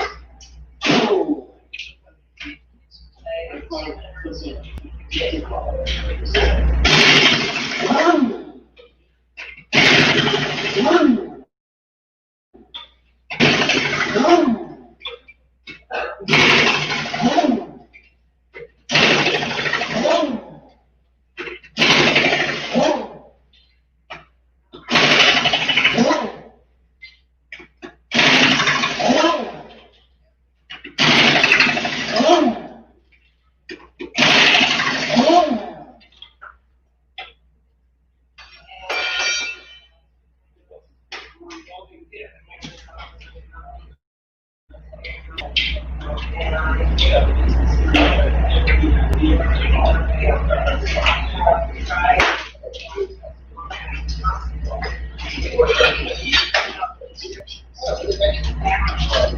But the truth of it is, we're past that point, and I have spent the past days poring over the data, working hand in glove with hospitals, and we are on a very bad path to overwhelm our hospitals, so something more has to be done.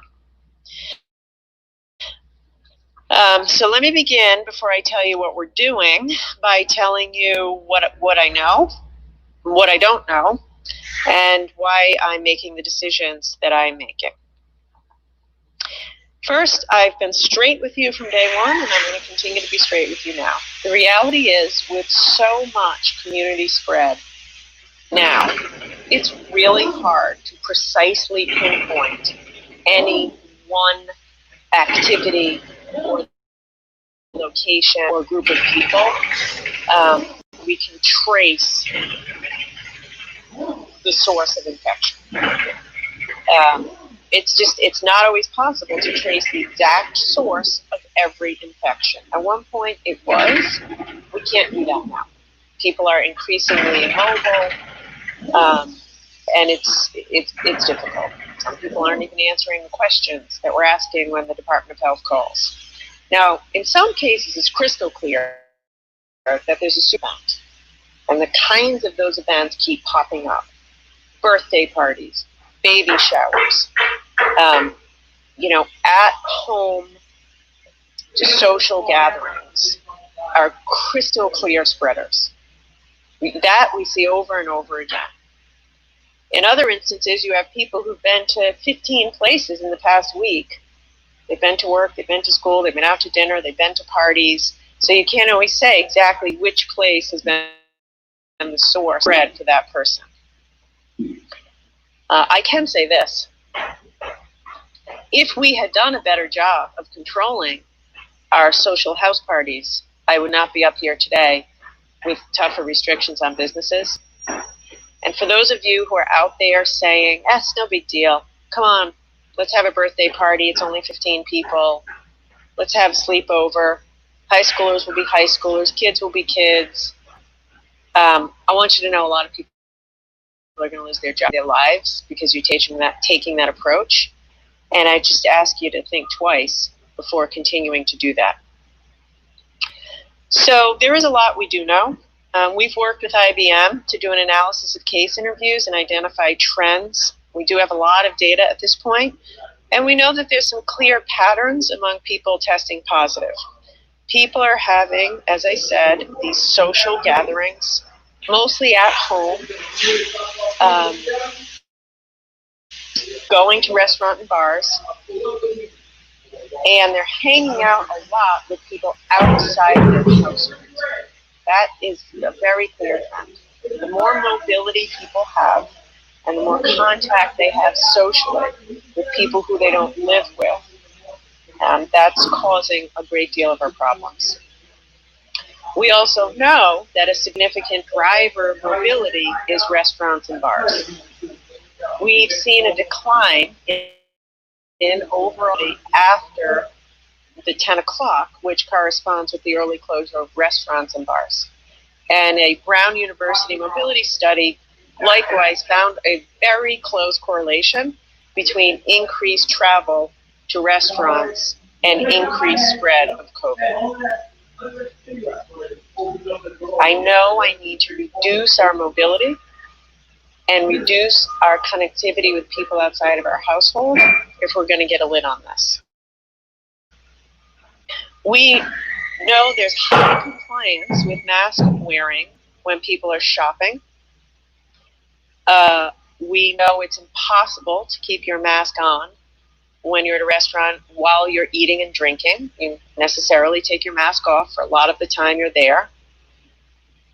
We know there's much lower compliance with mask wearing when folks are at a social gathering in somebody's house. Much lower mask wearing when you're with your friend or your extended family. And we know that settings where people are moving around a lot, and where people have occasion to be closer than 6 feet and not wearing a mask, are where the virus spreads. We know the virus spreads much more easily indoors than outdoors. And we know that schools are not major spreaders. Rhode Island, we know that in 50 states in America, and we know that in dozens of countries around the world.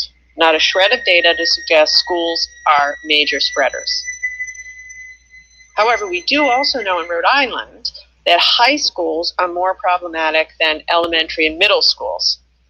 How do we know that? Because every school that has had 10 or more in-person student cases since school has reopened is a high school. Every instance that's had 10 or more cases has been a high school. Because high schoolers are more mobile. They hang out with their friends on their own after school. They participate in sports and extracurriculars. They might be doing errands for their family. They're very mobile while they're at school, walking around, job. So it makes sense. So this is what we know for a fact based on our own data and on trends in other states and in other countries. As I said, I'm not going to pretend that we know with great specificity exactly how everyone in Rhode Island has contracted COVID. So I have to make decisions in the face of a lot of uncertainty, and I'm going to do my best. And I have to anchor on what is true, what is science, what is fact, what is data, and what the health experts are telling me. So we have to reduce mobility. We have to eliminate social interaction between households indoors. We have to reduce social activity indoors, and we really have to clamp down if we're going to make it to the end of the year without having catastrophe in our hospital systems. So with that as the backdrop, I want to outline our path ahead between now and the year. And I'm talking about, this is different. I'm moving beyond phase 1, phase 2, phase 3. This is the last mile. We have to get through this year. We have to get to a vaccine, and we're in a critical place right now with our hospitals. It's a tipping point. So I want everyone to kind of focus on here to the end of the year. So number one, we're extending our current guidance through November 29th, the Sunday after Thanksgiving. So what does that mean? That means bars and restaurants will continue their early closures, just as they are now. And current capacity restrictions at venues of assembly, retail will stay in effect. I just have 2 changes for the next 10 days, effective immediately. The social gathering limit is lowered to a single household. If your household is 2 people, you should limit your social gatherings effective immediately to those 2 people. If you live in a house with 6 or 7 people, that's your social gathering limit. You cannot be spending social time indoors with people who you don't live with. Second, in addition to the stricter capacity limits at big box stores, which is any store over 30,000 square feet, we are going to require them to develop a plan for handling the increased volume of shoppers that we expect to see next week and with Black Friday. We're also going to be requiring retailers not to let folks in the store if they don't have a mask on, and to be passing out masks at the door.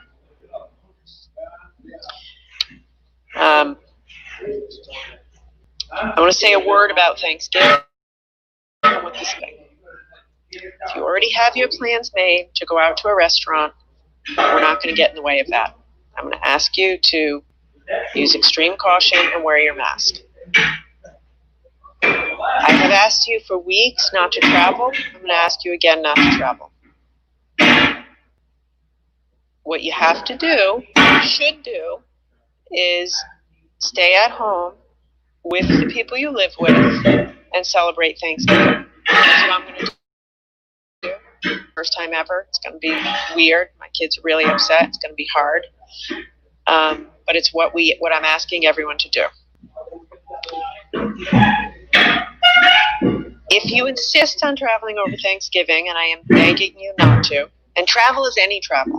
I know someone's going to say, but can I drive to Massachusetts to see my grandmother? Can I just go to New Hampshire to see my uncle? No, you shouldn't do it. I'm asking you not to do it. I'm asking you to stay at home and hang out with the people that you live with. But if you're going to do it, and that means you're breaking the rules and putting people's lives at risk. But if you have to do it, I want you to get tested before you go.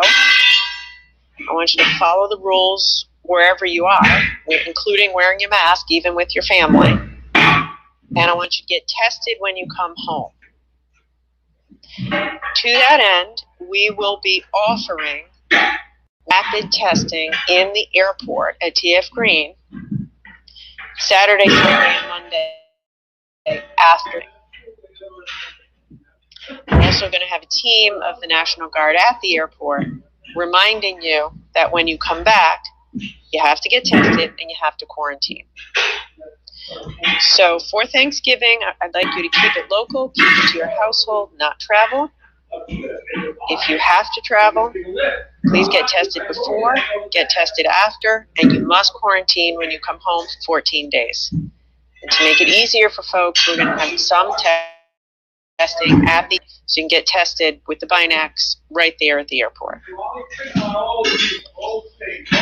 Okay, that's Thanksgiving. Now we'll talk about what comes after Thanksgiving, and this is the really hard part. Beginning on Monday, November 30th, the Monday after Thanksgiving, the state of Rhode Island is entering a 2-week pause. This is key. This is the crux of our winter strategy working. We really got to shut it down for those 2 weeks. Because if we do, then we can slowly crank up after those 2 weeks. If we don't, then we'll have to continue. After a lot of modeling, a lot of consultation with experts, a lot of talking to other states, we have confidence that if Rhode Island cooperates and complies for 2 weeks, beginning November 30th till December 13th, we have a real shot to temper the rise, which would allow us to limit the pause to just 2 weeks. If we don't, then I will have to go back to a total lockdown after the 2 weeks. So what's the pause going to look like? Please put the slide up. Fuck you, Governor Gina. The slide in front of you shows the rules that will be in effect in Rhode Island starting November 30th to Sunday, December 13th. On your left, you see the categories that are remaining open. All pre-K, elementary, and middle schools will stay open for full in-person education of our children. I have talked at length at the press conferences about the vital importance to our community, to our families, and to our children, particularly our youngest learners, of being in school as much as possible. And so we want to keep these kids in school with all the precautions we have, and we want that to happen unabated. And the data and the health experts continue to say there is no evidence to suggest this is unsafe, and in fact there's mounting evidence to suggest our children are truly suffering by not being in school. Likewise, childcare, which is essential for working parents, we in Rhode Island have been able to operate very safely. We've become a national model. Will remain open during the pause. Same is true for manufacturing and construction. We've had a few outbreaks, but by and large, good compliance. And these are jobs that can't be done from home. It's critical work, so we are allowing them to stay open, but we are also coupling it with increased testing of asymptomatics in those industries. Personal service industry, barbers, nails, haircuts, doing a great job of implementing safety precautions, and we have no evidence that it's a vector of spread or a driver of mobility, so we're going to leave them open. It's also clear that you can leave your mask on the entire time you're getting your haircut or your nails done, which is different from, say, dining out. Healthcare appointments are going to remain open. It is my number one goal between now and the end of the year to allow the hospitals to remain open for full functioning, and all doctors' offices and health offices to remain open. So please don't put off your visit to the doctor. Don't put off your visit to the physical therapist. Don't put off your immunization or your child's immunization. We need to stay healthy. So we're going to keep those open, and I want to encourage everybody to go ahead and do that. Back in the spring, folks stopped seeing their doctor, and that was bad. Kids got sicker. We got sicker. Please don't do that. We're going to keep all health facilities open. Now, the reason I'm announcing this today, but it's not going into effect until the 30th, is because I want everybody to have some time to get prepared, because the stuff that comes next is tougher. In that middle category on the screen, for the 2-week pause, we're saying limited. So with respect to high schools, we're giving superintendents the flexibility to shift their high schools to their limited in-person plan if that's what they choose, after Thanksgiving. So next week in school's on as it has been. Starting the Monday after Thanksgiving, if high schools want to, they can switch to their limited in-person plan for the duration of the school year. It amounts to 3 weeks, because after the 3 weeks, their kids are off for winter break. By the way, this is exactly why we had every school district plan for different scenarios. So they already have their limited in-person scenario ready. And we're suggesting if superintendents want to take that option, you're allowed to go ahead and do that. If you do choose this path, most high schools will shift to virtual learning for most of the students.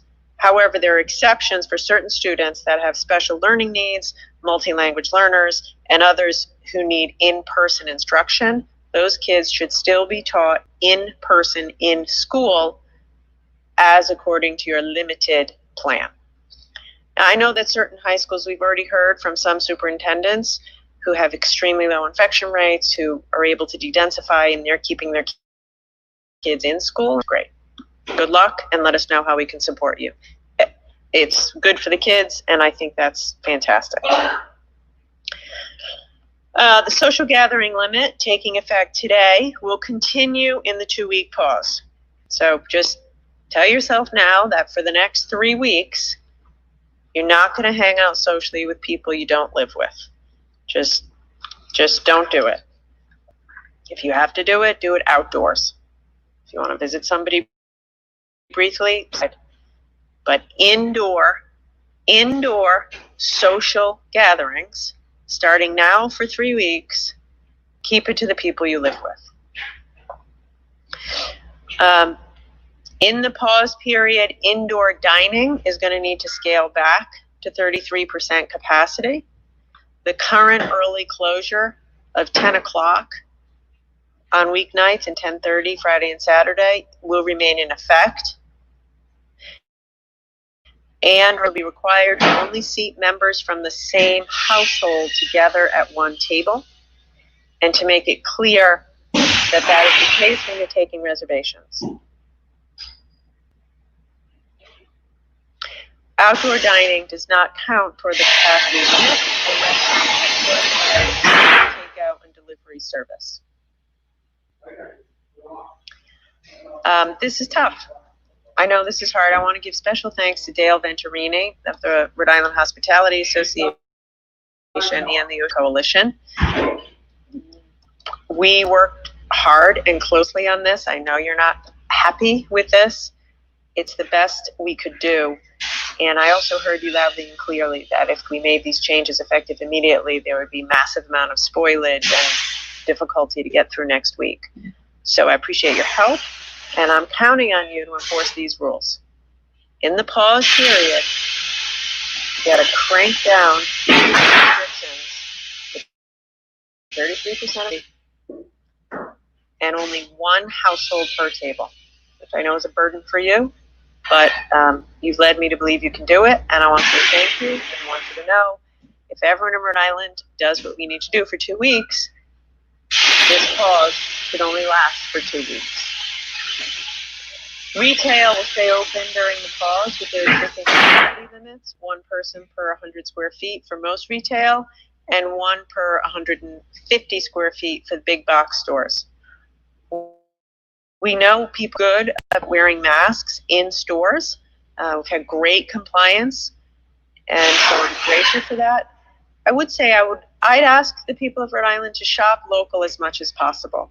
No disrespect to the big guys, Walmart, Target, etc., but our little guys are really struggling. So if you can do your shopping local, please do it for the holidays. Go out of your way to shop local. And also, please go out of your way online local, because that'll help the economy and keep us safe. Houses of worship can remain open during the pause, but with a maximum of 25% capacity.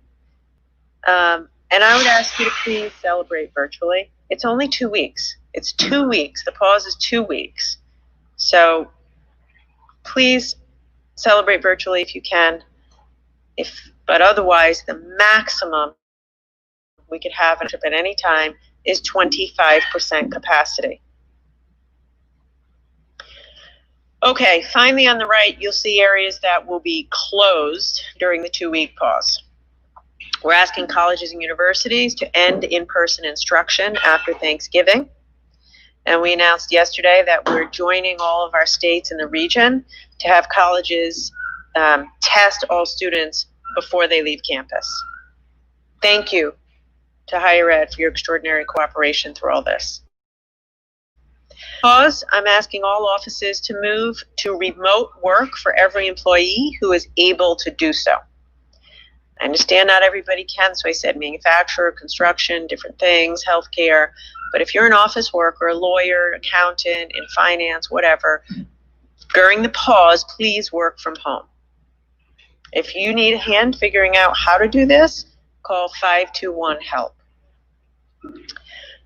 During the 2-week pause, bars in Rhode Island, all bar areas in restaurants and bars will be closed for the 2-week pause.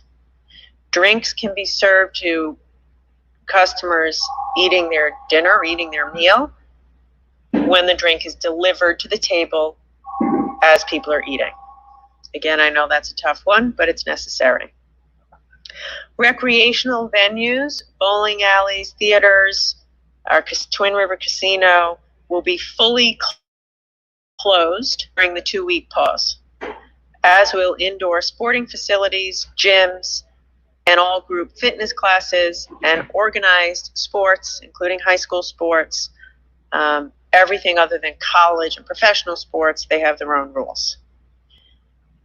This is very difficult, particularly for the indoor sporting arenas that just did an unbelievably great job to help us figure out regulations.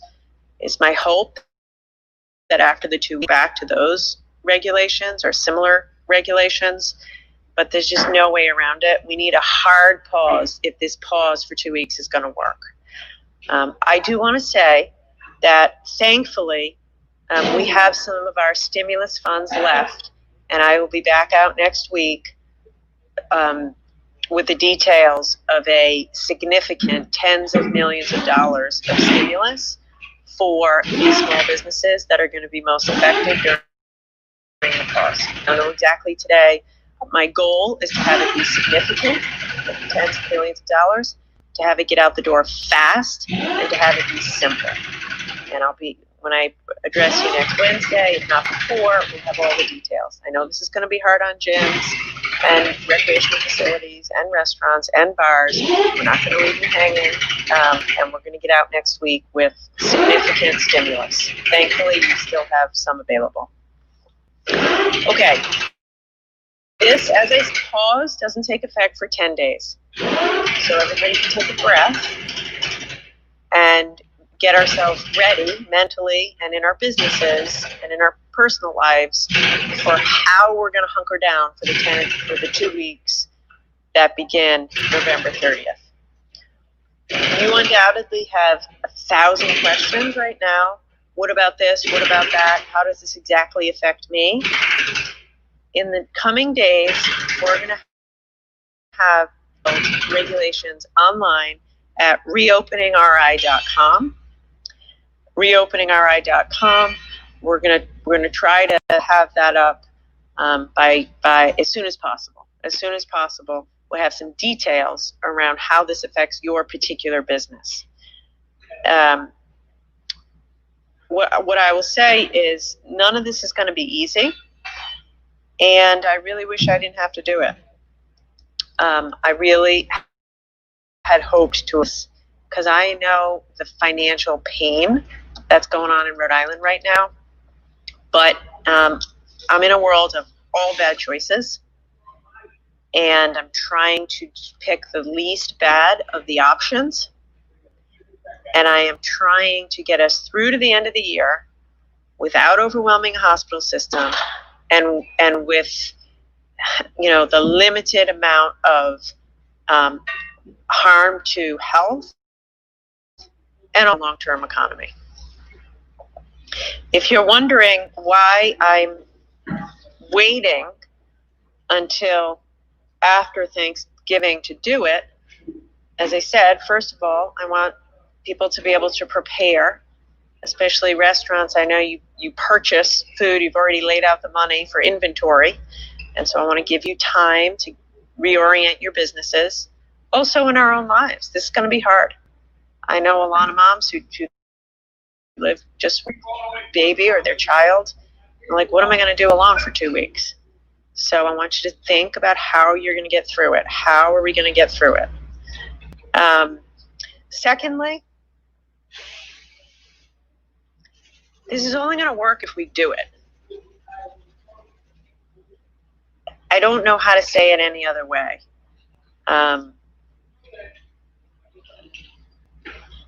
This is only going to work if we decide to do it.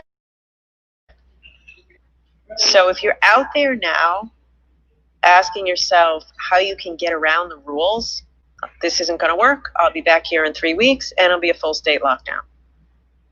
I'll tell you that right now, because I'll be out of options.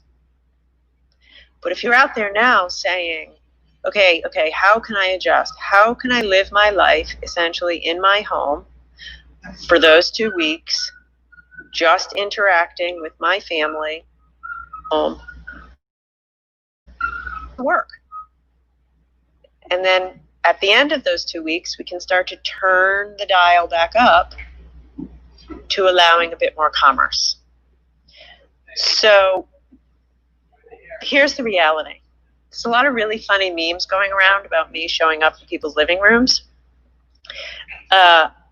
I kind of wish I could do that, because if I could, then I wouldn't have to shut down businesses, which is painful because people deserve to be able to, and children deserve to be able to go to school. But I have been utterly ineffective in getting people to follow the rules in their own homes. So since we can't do that, then this is the way we have to go. We have got to turn down our mobility, shut down our indoor social gatherings without masks. Got to do it. Please. Because if you do, then some folks can get back to work. Okay, a few more things. I want to talk about hospitals. I want to talk about how we'll know if this is effective, and then I want to talk about hospitals.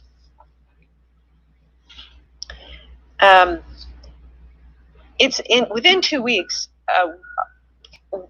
we know there's a lagging effect. But there are leading indicators which will tell us, is the 2-week pause working? So we are going to be measuring test positivity. We want to see our test positivity below 5. Test positivity is a leading indicator. So hopefully, if everyone is actually doing the pause properly, as we go through the 2-week pause, at the end of that pause, our test positivity will be going down and will be below 5%. We're going to look at reservation, at restaurants. We're going to look at mobility data. We're going to look at traffic data. Or we're going to look at enforcement data. And we ought to be able to see, are people staying home, not going out, not on the roads? Is our test positivity going down?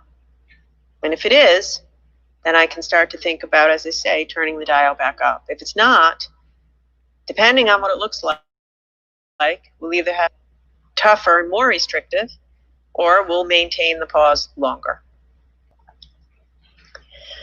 As I said, the pause only works if we take it to heart. I've been asked so many times, Governor, you're going to send the cops to people's living rooms. No, we can't. I'm asking the people of Rhode Island to do the right thing when no one's looking, when they're in their house. I want to give you a glimpse into what it's going to look like pretty soon if we don't start wearing masks and following the rules. Right now, our hospitals are at 97% capacity of their COVID beds. and dozens of folks are showing up every day. The field hospitals are ready, but if the field hospitals are ready, put the people in the fucking hospital. Rationing beds, limiting care, overwhelming the hospital, and turning off non-critical procedures. So the plan that we have includes opening the Cranston Field Hospital and but I want to say this: if the system gets overwhelmed, if we just have too many people too quickly, then our backup option is to make beds available by clearing out the beds in the hospital, which means shutting off other important procedures. You know, we think of them as quote-unquote electives, but these are important procedures that we would have to cut off. Heart surgeries, brain surgeries, preventative care, cancer screening. Every doctor will tell you that they're seeing more developed cancers now who canceled their screenings in the spring. So we want to avoid all of that. Dr. Alexander Scott literally is up at night afraid that we're going to have to go to crisis standards of care. And what does that mean? I'm not trying to scare you. I'm just trying to tell you the reality of where we are.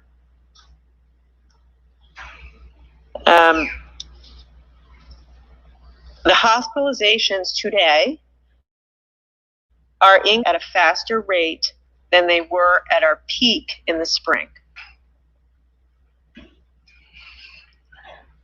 Lifespan and Care New England are doing great work. Our Cranston Field Hospital will be ready for next week. The Rhode Island Convention Center Field Hospital will be ready by December 1st. Currently, with our cases, we're on a path to open Cranston and need it by the week after Thanksgiving. And we've been working very, very closely with Lifespan and Care New England, where we have certain triggers and it's in their capable control on when they decide to open the hospital and start funneling patients to the field hospitals. Due to the Herculean efforts of the building trades and so many people, we got the hospitals built quickly in the spring. We have 900 beds. The hard part is staffing them. It's the staffing. There's massive shortages. And people are tired and burned out, frontline healthcare workers. So it's the staffing that is tough.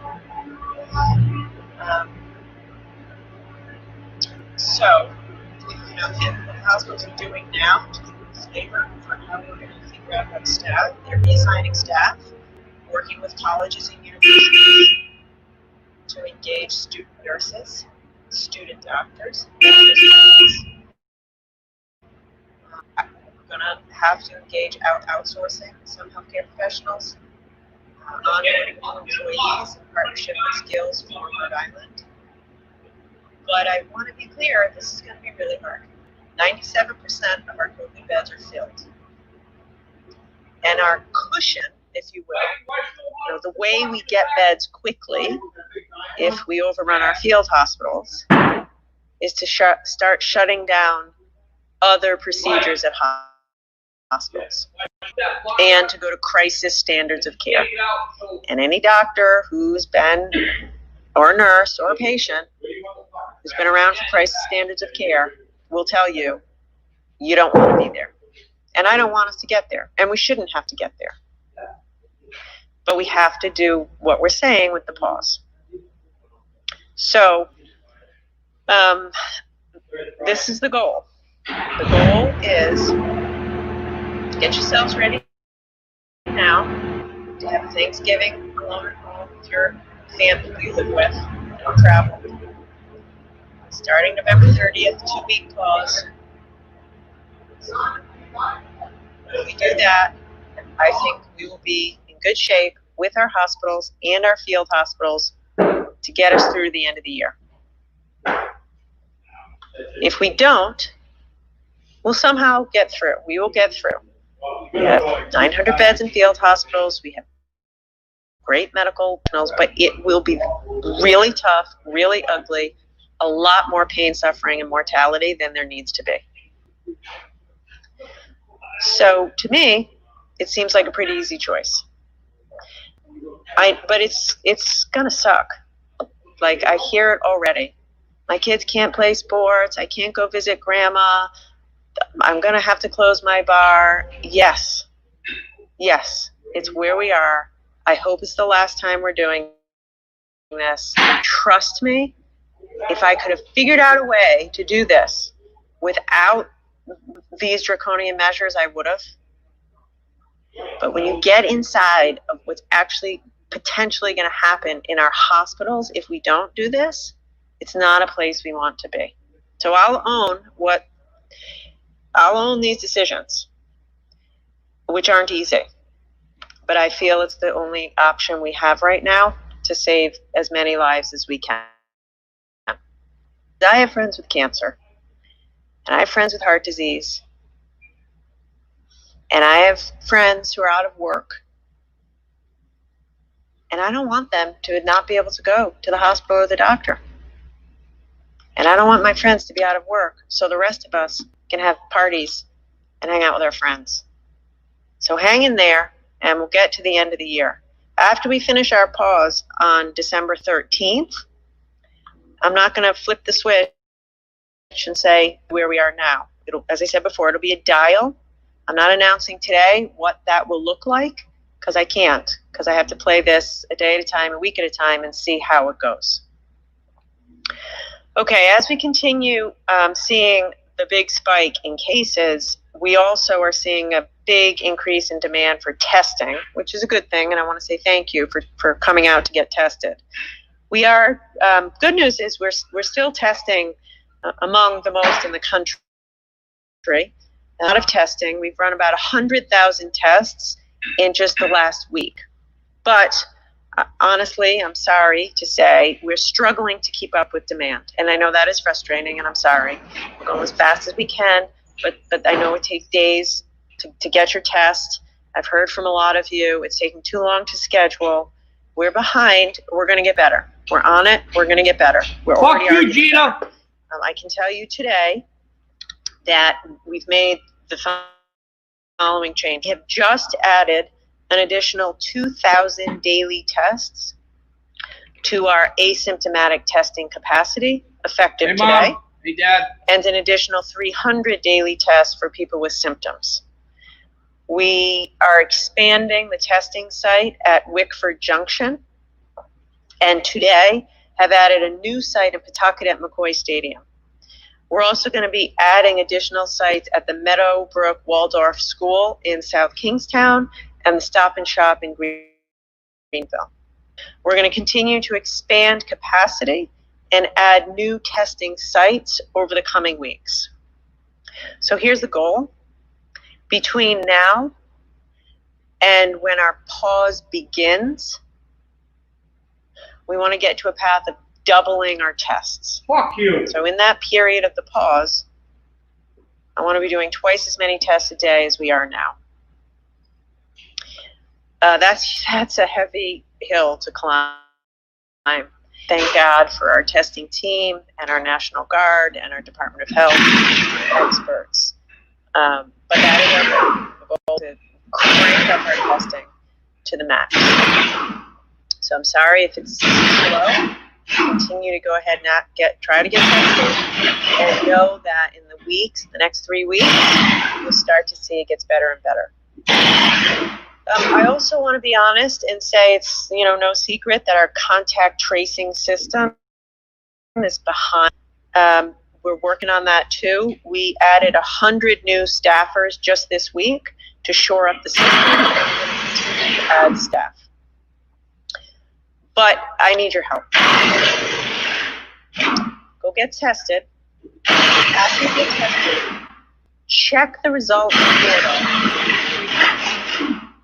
It's online. You can check yourself. portal.ri.gov. /results. As soon as you find out you're positive, don't wait to get a phone call from the Department of Health. Go home and put yourself in isolation and call everyone you know you were in touch with. Just do it automatically. Go ahead and get tested. Keep checking the portal, the results portal. The minute you find out you're positive, do me a favor, pick up your phone and let your friends know. Hey, I did yesterday, I'm positive. And then that person will get tested. And you please isolate yourself. Don't leave right away, go home. One of the things that we are also going to be doing in the weeks ahead is increasing our support for low-income folks. We know certain communities like Central Falls, Providence, areas of Providence, Pawtucket are on fire with the virus. So a lot of multi-generational families. It's hard to isolate if you live in a big family home. So we're going to be increasing, the amount of hotels that we can isolate, food delivery for folks who need food while they're isolated, and Mayor Alorza and Mayor Grebian and Mayor Diosa working really closely with us in their communities, and Mayor Alorza and Mayor Diosa have made some tough decisions on their own in their communities. Thank all of them. Okay, that was a lot. I realize. So, questions, and I'm happy to answer everybody's questions. Governor, the CDC is saying that in-person learning, regardless of age, is an extremely dangerous situation. Why are you keeping elementary schools open? And broadly speaking, why not begin elements of the pause right now? Why is Twin River open this evening, for instance? Yeah. So I believe that what you said is a mischaracterization of the data. Dr. Jha, who is an expert, put out a fantastic paper just a day ago, making it crystal clear after a survey of all the data that there is no evidence that in-school learning is a spread. And I have talked to Dr. Fauci, Dr. Birx, the CDC, our own experts, Dr. Jha, people at Johns Hopkins. Look all over the world, all over America, and all over Rhode Island. There's no evidence to suggest vectors of spread. In Rhode Island, where to the extent we've had any issues, it's in high schools. Like I said, the only place we've had like 10 or more cases has been in high school. For all the reasons that I said, kids are mobile, they're not in pods, etc.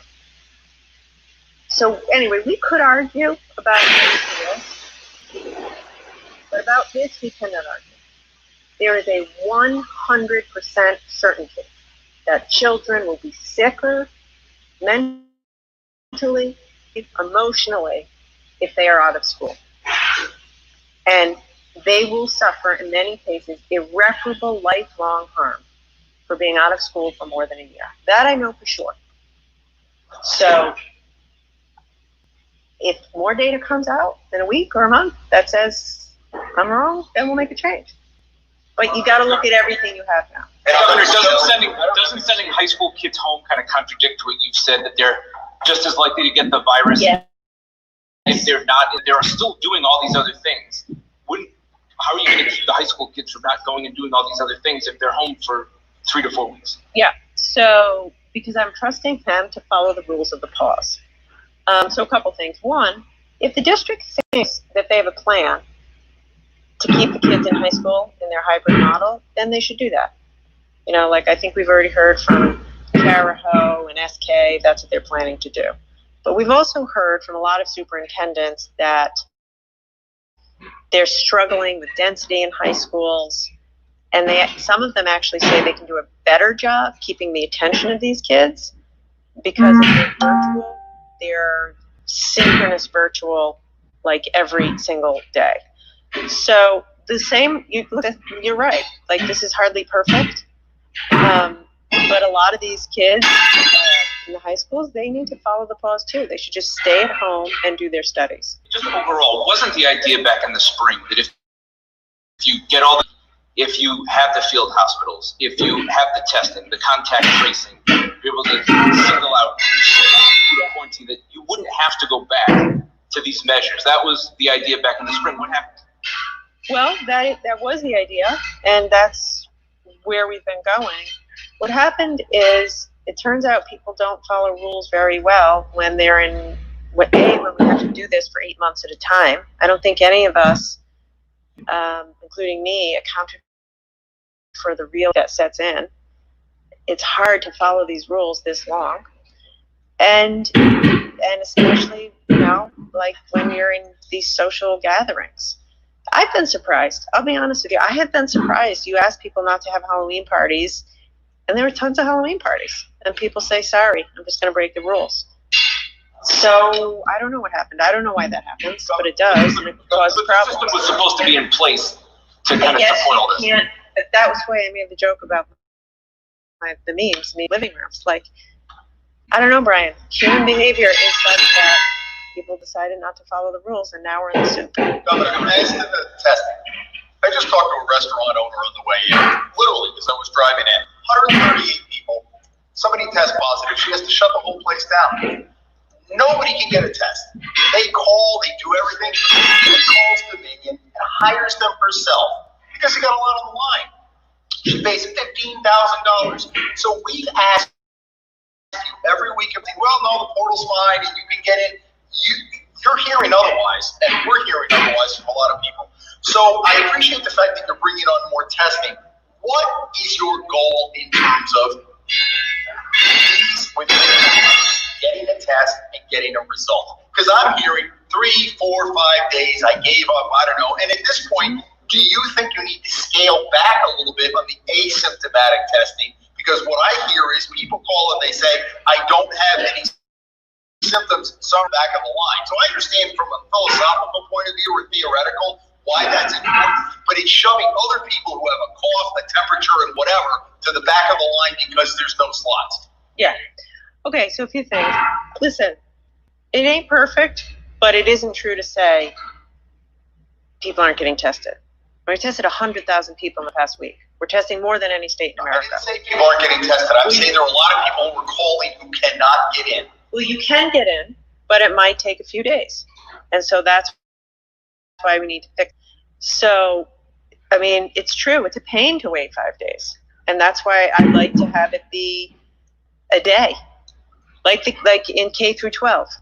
You know, K through 12, that's, you can get your tests within a day, you get your results within a day or two. We need more of both. The honest answer is we need more of both. So starting next week, we are getting 100,000 more Binax kits a week. We are ramping up as fast as we can go. We're behind. I don't know what to say. We have to do more. We're just going to follow. So, you know, as the rest of the country, we were doing great, and the rest of the country had started to spike. So you were hostage to out-of-state labs and turning things around. Yeah. Is it all being done in-house now, or is it going to other places that other states are putting pressure on to get their testing done? So we learned a lesson from that, and now we have like a menu of labs. So we're no longer as anyone. So we're pretty reliant on Dominion, which is local in Rhode Island. We have a special relationship with them, and Thermo Fisher. That's a great thing we did. Binax is in our control. You know, they're kits that we have. Some of it we do still send out, and yeah, we do compete. That is like still an issue. I would say it's frustrating.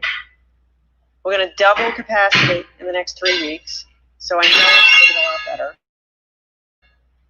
And if you like that, it's hard for me to believe you can't get a test at all. If that's a problem, then I'm sorry, you got to call us. If you're waiting 3, 4, 5, 6 days, that stinks. In a week, it's going to be a lot better. Governor,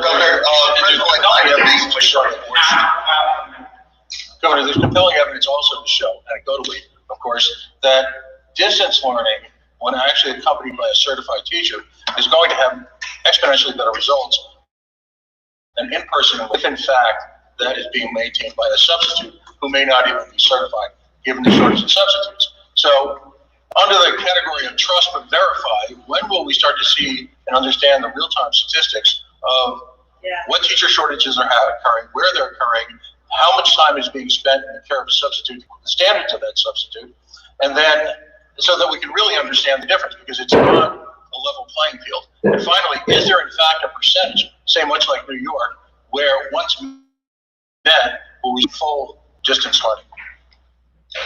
Okay, I didn't follow the last thing, but I'll address the first thing. And it also relates to Brian's question. We think, by and large, the high schoolers do better with distance learning. There's, think about high school. They're just more independent, able to engage online themselves. And we are tracking the results. The younger kids more. The thing that you're saying is it could be the case that in an ideal world where everything works, child has perfect internet, child's fed in the morning, child has a fantastic teacher who's teaching them synchronously and engaging them, checking in on them, that maybe would be better than being in person. Although I don't, it's that learning. We know abuse and neglect is going undetected because teachers don't have an eye on a student. We know depression, anxiety is up. We know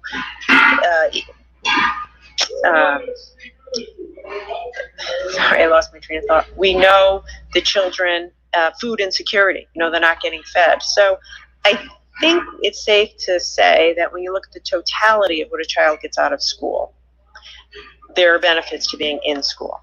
But in the Commissioner Bride, in her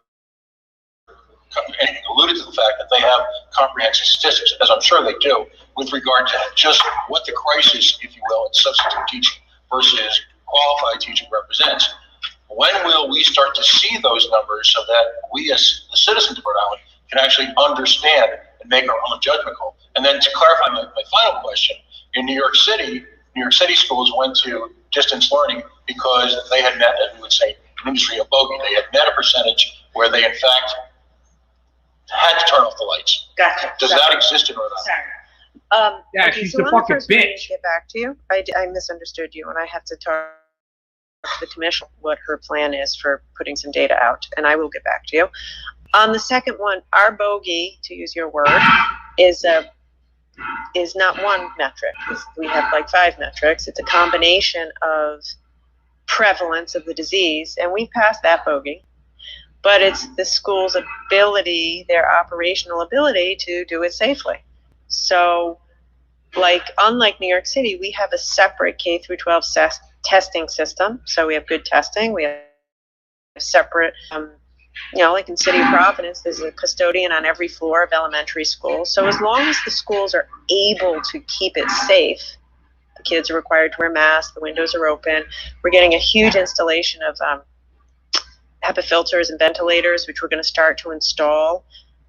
As long as they can keep the environment safe, then we're going to keep them open. Governor, President-elect Biden might advise or might give out a 4 to 6 week lockdown, but he's said to be mediations governors. Would you advise him to take your path of applause over a lockdown? And then secondly, is your order to get tested first before you travel a way to deter people from traveling because of the amount of days that it would take to get a test result? No, but that was a good one. A lockdown. Okay, if Congress would do the job and send an appropriate stimulus, you could think about a lockdown. But in the absence of that, I don't know how you do a lockdown. I mean, I'm doing a 2-week pause and hoping people take it seriously.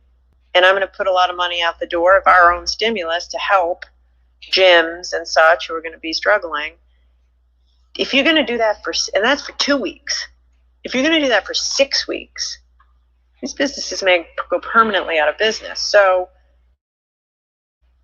if you could do a 6-week lockdown with the appropriate stimulus, I could get around to supporting that. But without that stimulus, would you advise them to go with more of a pause, which you're suggesting or putting forth today?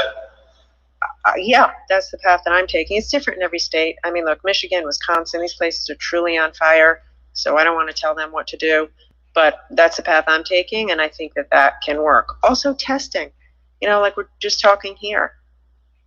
Why are they holding back? Like, we could use more supplies, we could use more resources. Oh, the other question, no, I know you're teasing. No, if you're sick here, we don't want you to go someplace else. That's just being a good American citizen. But I do really want you to get tested before you come home or at the airport, because I want you to know right away, if you're positive, and to isolate. Governor, I just made a follow-up on the second part of my question, which is, why is Twin River open tonight? You mentioned Black Friday, earlier remarks. Are you expecting people to turn up at box stores and, large groups of people to be shopping the day after Thanksgiving? Why would today be any different than a week from now or 2 weeks from now in terms of the danger of these sorts of activities? So it's not really. And if I had a magic wand and I could shut everything down immediately, I would do that.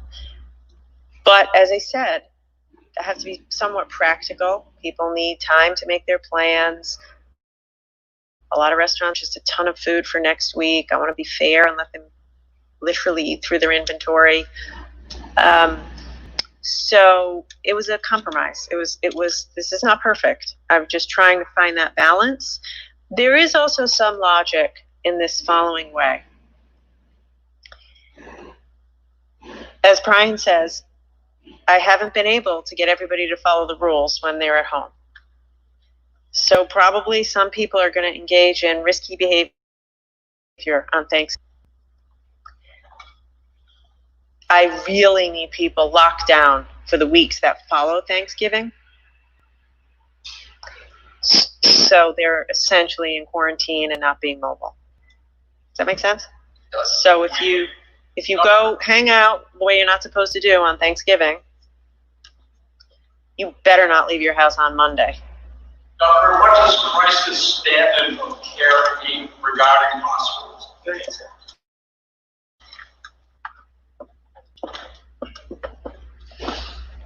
Similar to what the governor said, crisis standard of care is an approach we do not want to get to.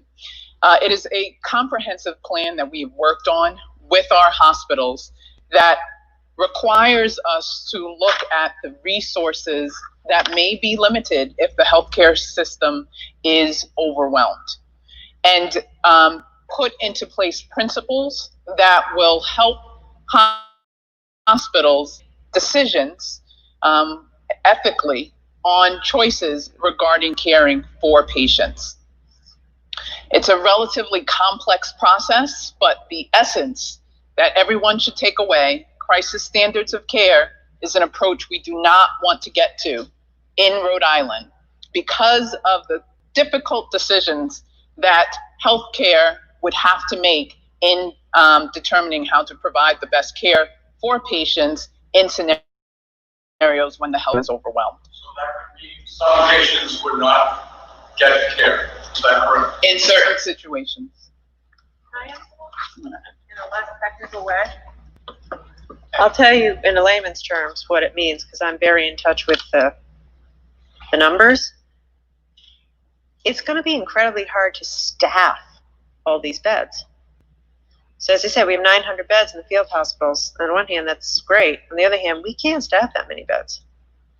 So it means there's a staff shortage.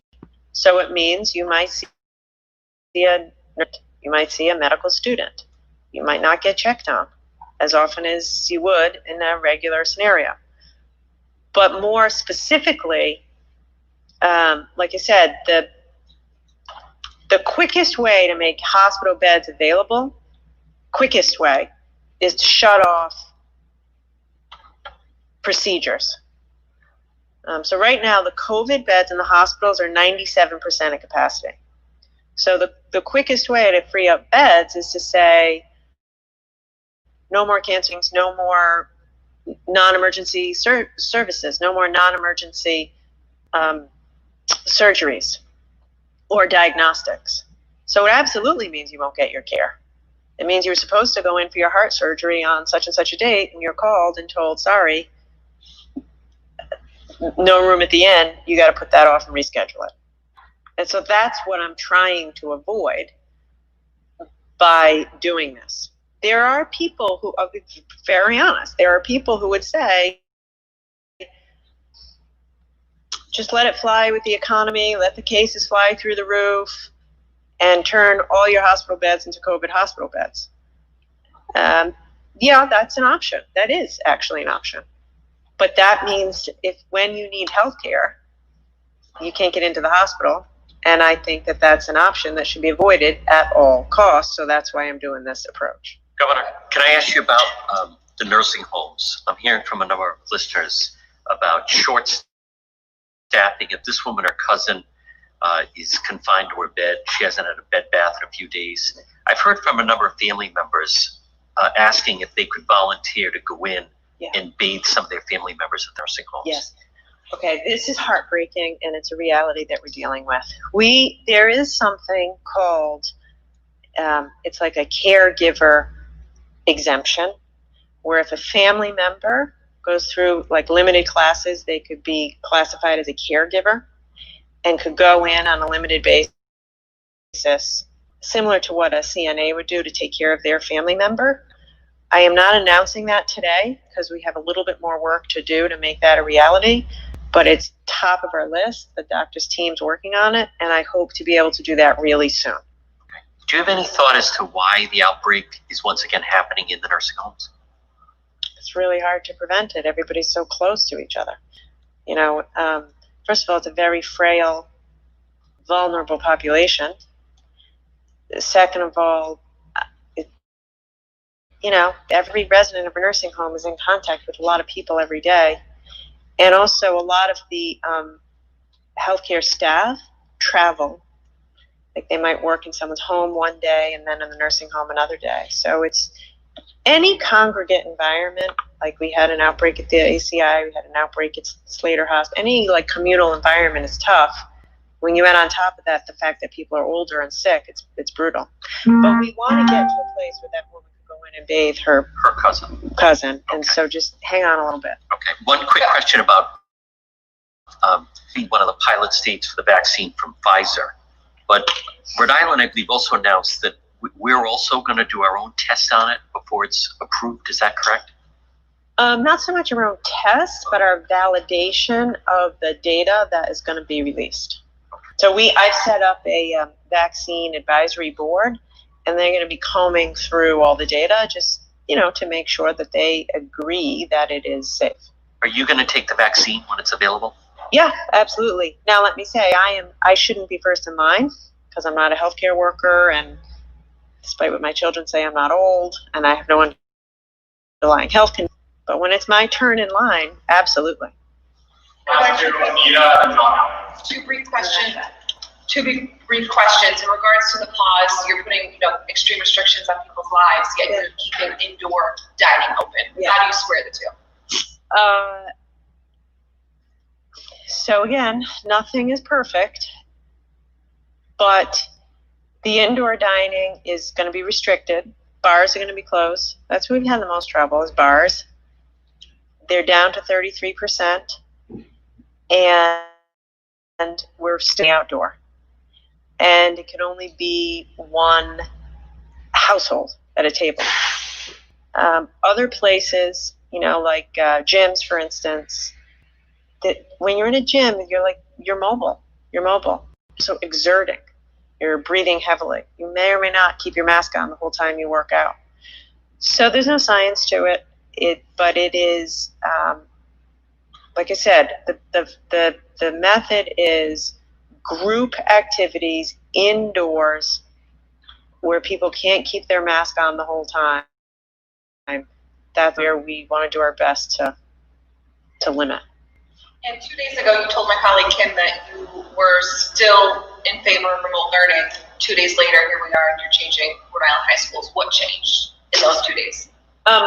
What I said is, she said to me, are you going to close all the schools? I said, no, I'm not. K through 8 ought to be in person. We're giving an option to the high schools to use their limited in-person, their virtual option, because some of them have come to us and said they're having trouble containing their high schools. They need the high school space to do de-densifying. So I don't love it. And the ones that can stay open, I think it's great. Superintendents have said, for a couple of weeks, give us a little breathing room. If you want to keep the K through 8 in school, we might need some breathing room at the high schools. And so we said, fine. John Howard. Governor, what is your advice to the General Assembly that is looking to reconvene? And secondly, when it comes to the field hospitals, is the thought that you would fill out one hospital and then open that's looking to sort of level it between hospitals as you go along? Yeah. So the General Assembly needs to get back at some point in time this year, when they choose, to pass a 21 budget. That is a necessity. And they've, I've spoken to the new speaker, the former speaker and Senate president had committed to doing that. Speaker, I think, is going to honor that. We need a budget, we need a 21 budget. And so they ought to, again, that's up to them. If they can do it virtually, they can come in after the pause and do it for a day. I believe we're setting up a space for them in the convention center. No, we're not. Here at Rhode Island College. So I'll let them figure that out. They have to figure out how to do it safely. I think they're figuring out how to do it like in a day or two. But sometime between now and December 30th, they need to convene to pass a budget and put the bonds on the ballot. So the details of that, I'll let them figure out. The field hospitals, that is a call the hospitals will make. So Care New England and Lifespan, they're on top of that. They have plans, they have triggers, they're in the driver's seat managing that flow. They're the experts. They're in communication with us. We're providing stimulus funds for them. This also is going to be another big slug of our stimulus funds now for the hospitals, but they have triggers. The Cranston will be available the week after Thanksgiving. Convention Center will be ready December 1st, and then it's up to them to manage their patient flow. Hi, Governor. Hi. Scholastically announced earlier this week that they were going to tentatively start winter sports on December 11th. That falls under the 2 million. Are you working with the league to get a new restart date? And is it realistic at this point to expect it to happen in January? So we are working with the league. We have said that high school sports, the winter season, cannot start until January. We're going to work with the league to figure out what date in January that will be. And during the pause period, there can be nothing, including practices. So pause is no practices of any. And Janet Coit, I think, is in daily contact with the league to try to figure out when the winter sports season will begin. In Connecticut, they went to January 14th. We're looking at that as a potential date, but it'll be sometime in January. Bye. Thank you.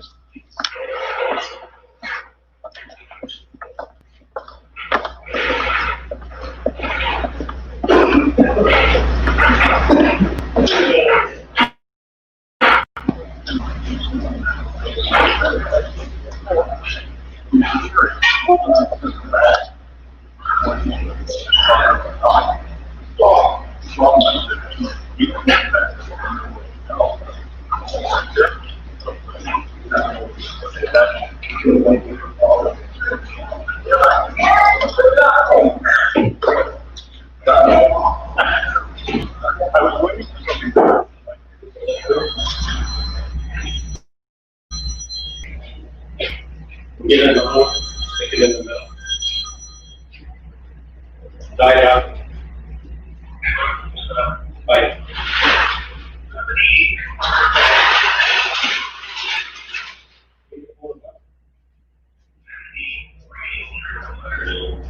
No.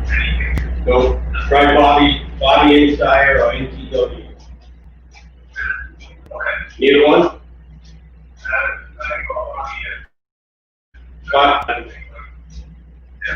Bobby will have more, did you look at K&M? Okay. Okay. Bobby, yeah, Bobby's doing it. All right, thanks.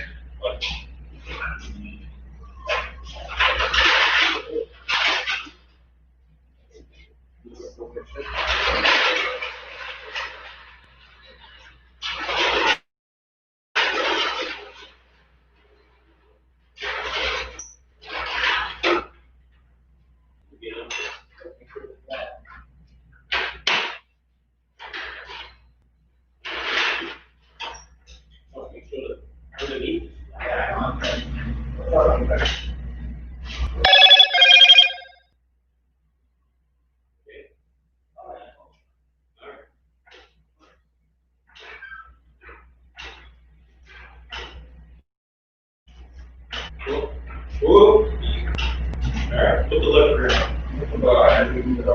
No, you can get the liver in. What?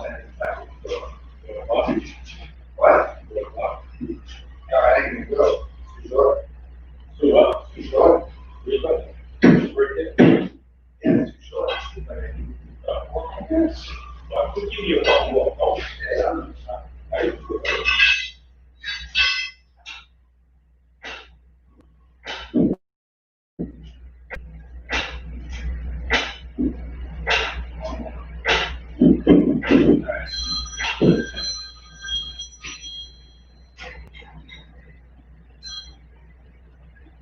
Yes, Linda?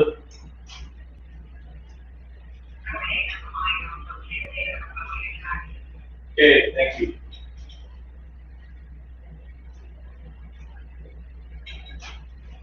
That's the one that you get, they haven't been cashing. The IRS isn't cashing my checks, so. What do you mean, like your quarterly payments? Oh. I have to pay taxes.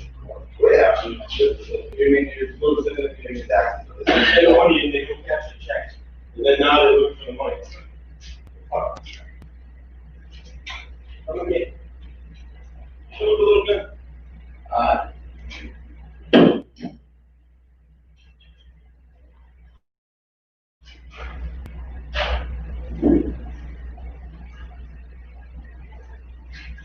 What's the other tire you got? The opposite corner, right front. Thank you.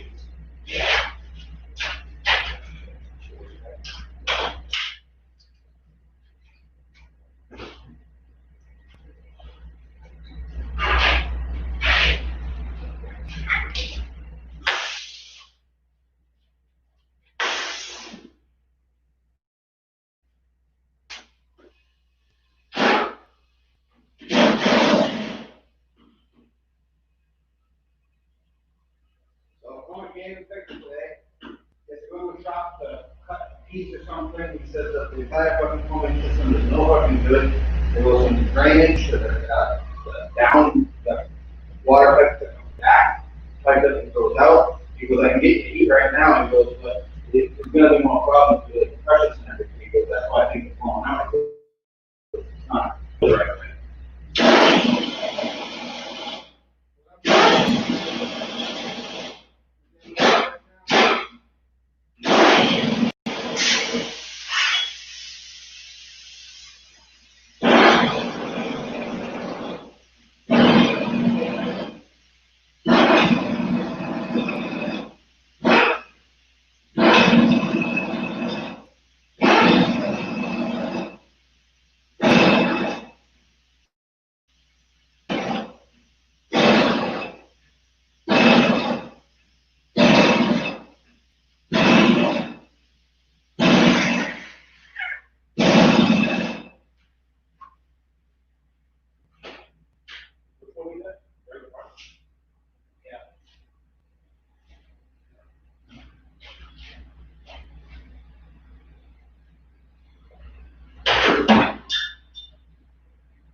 Right there.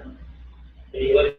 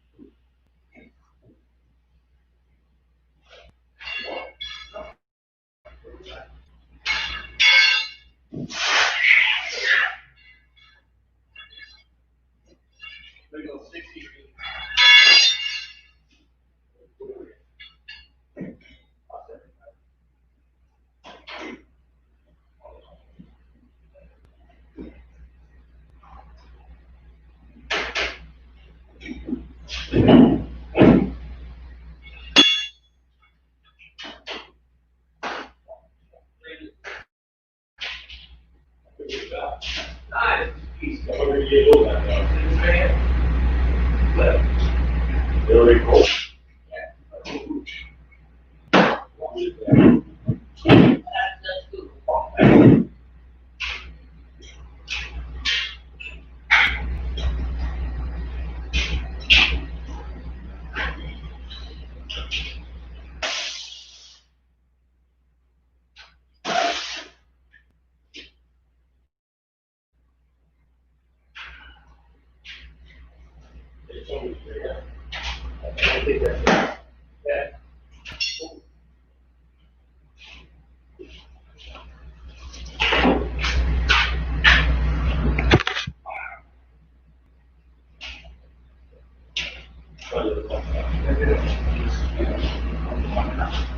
Okay, I go back home next to. That's right. That's the same. Sometimes they edit it, just do broken grass, fucking custom all that.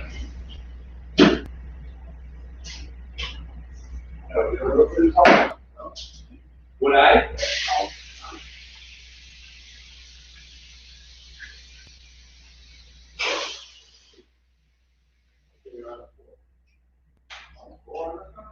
It's the same gun we had before.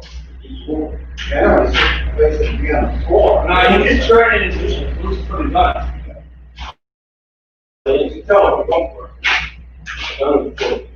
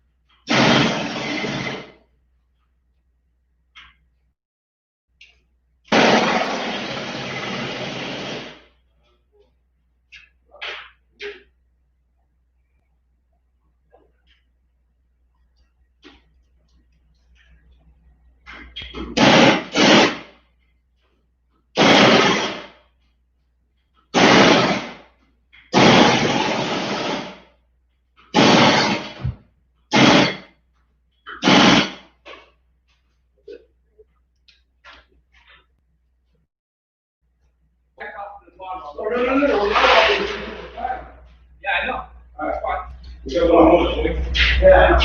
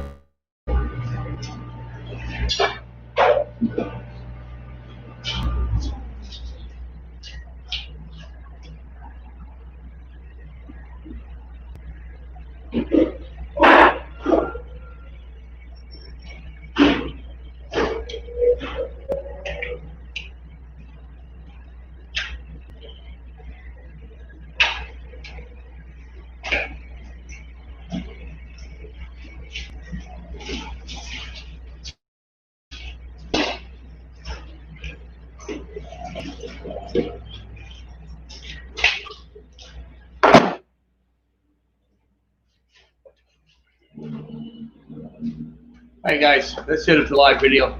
Talk to you guys later. Don't forget, Grandpa's Adventures will be on tonight at 6 o'clock Eastern time. Check them out.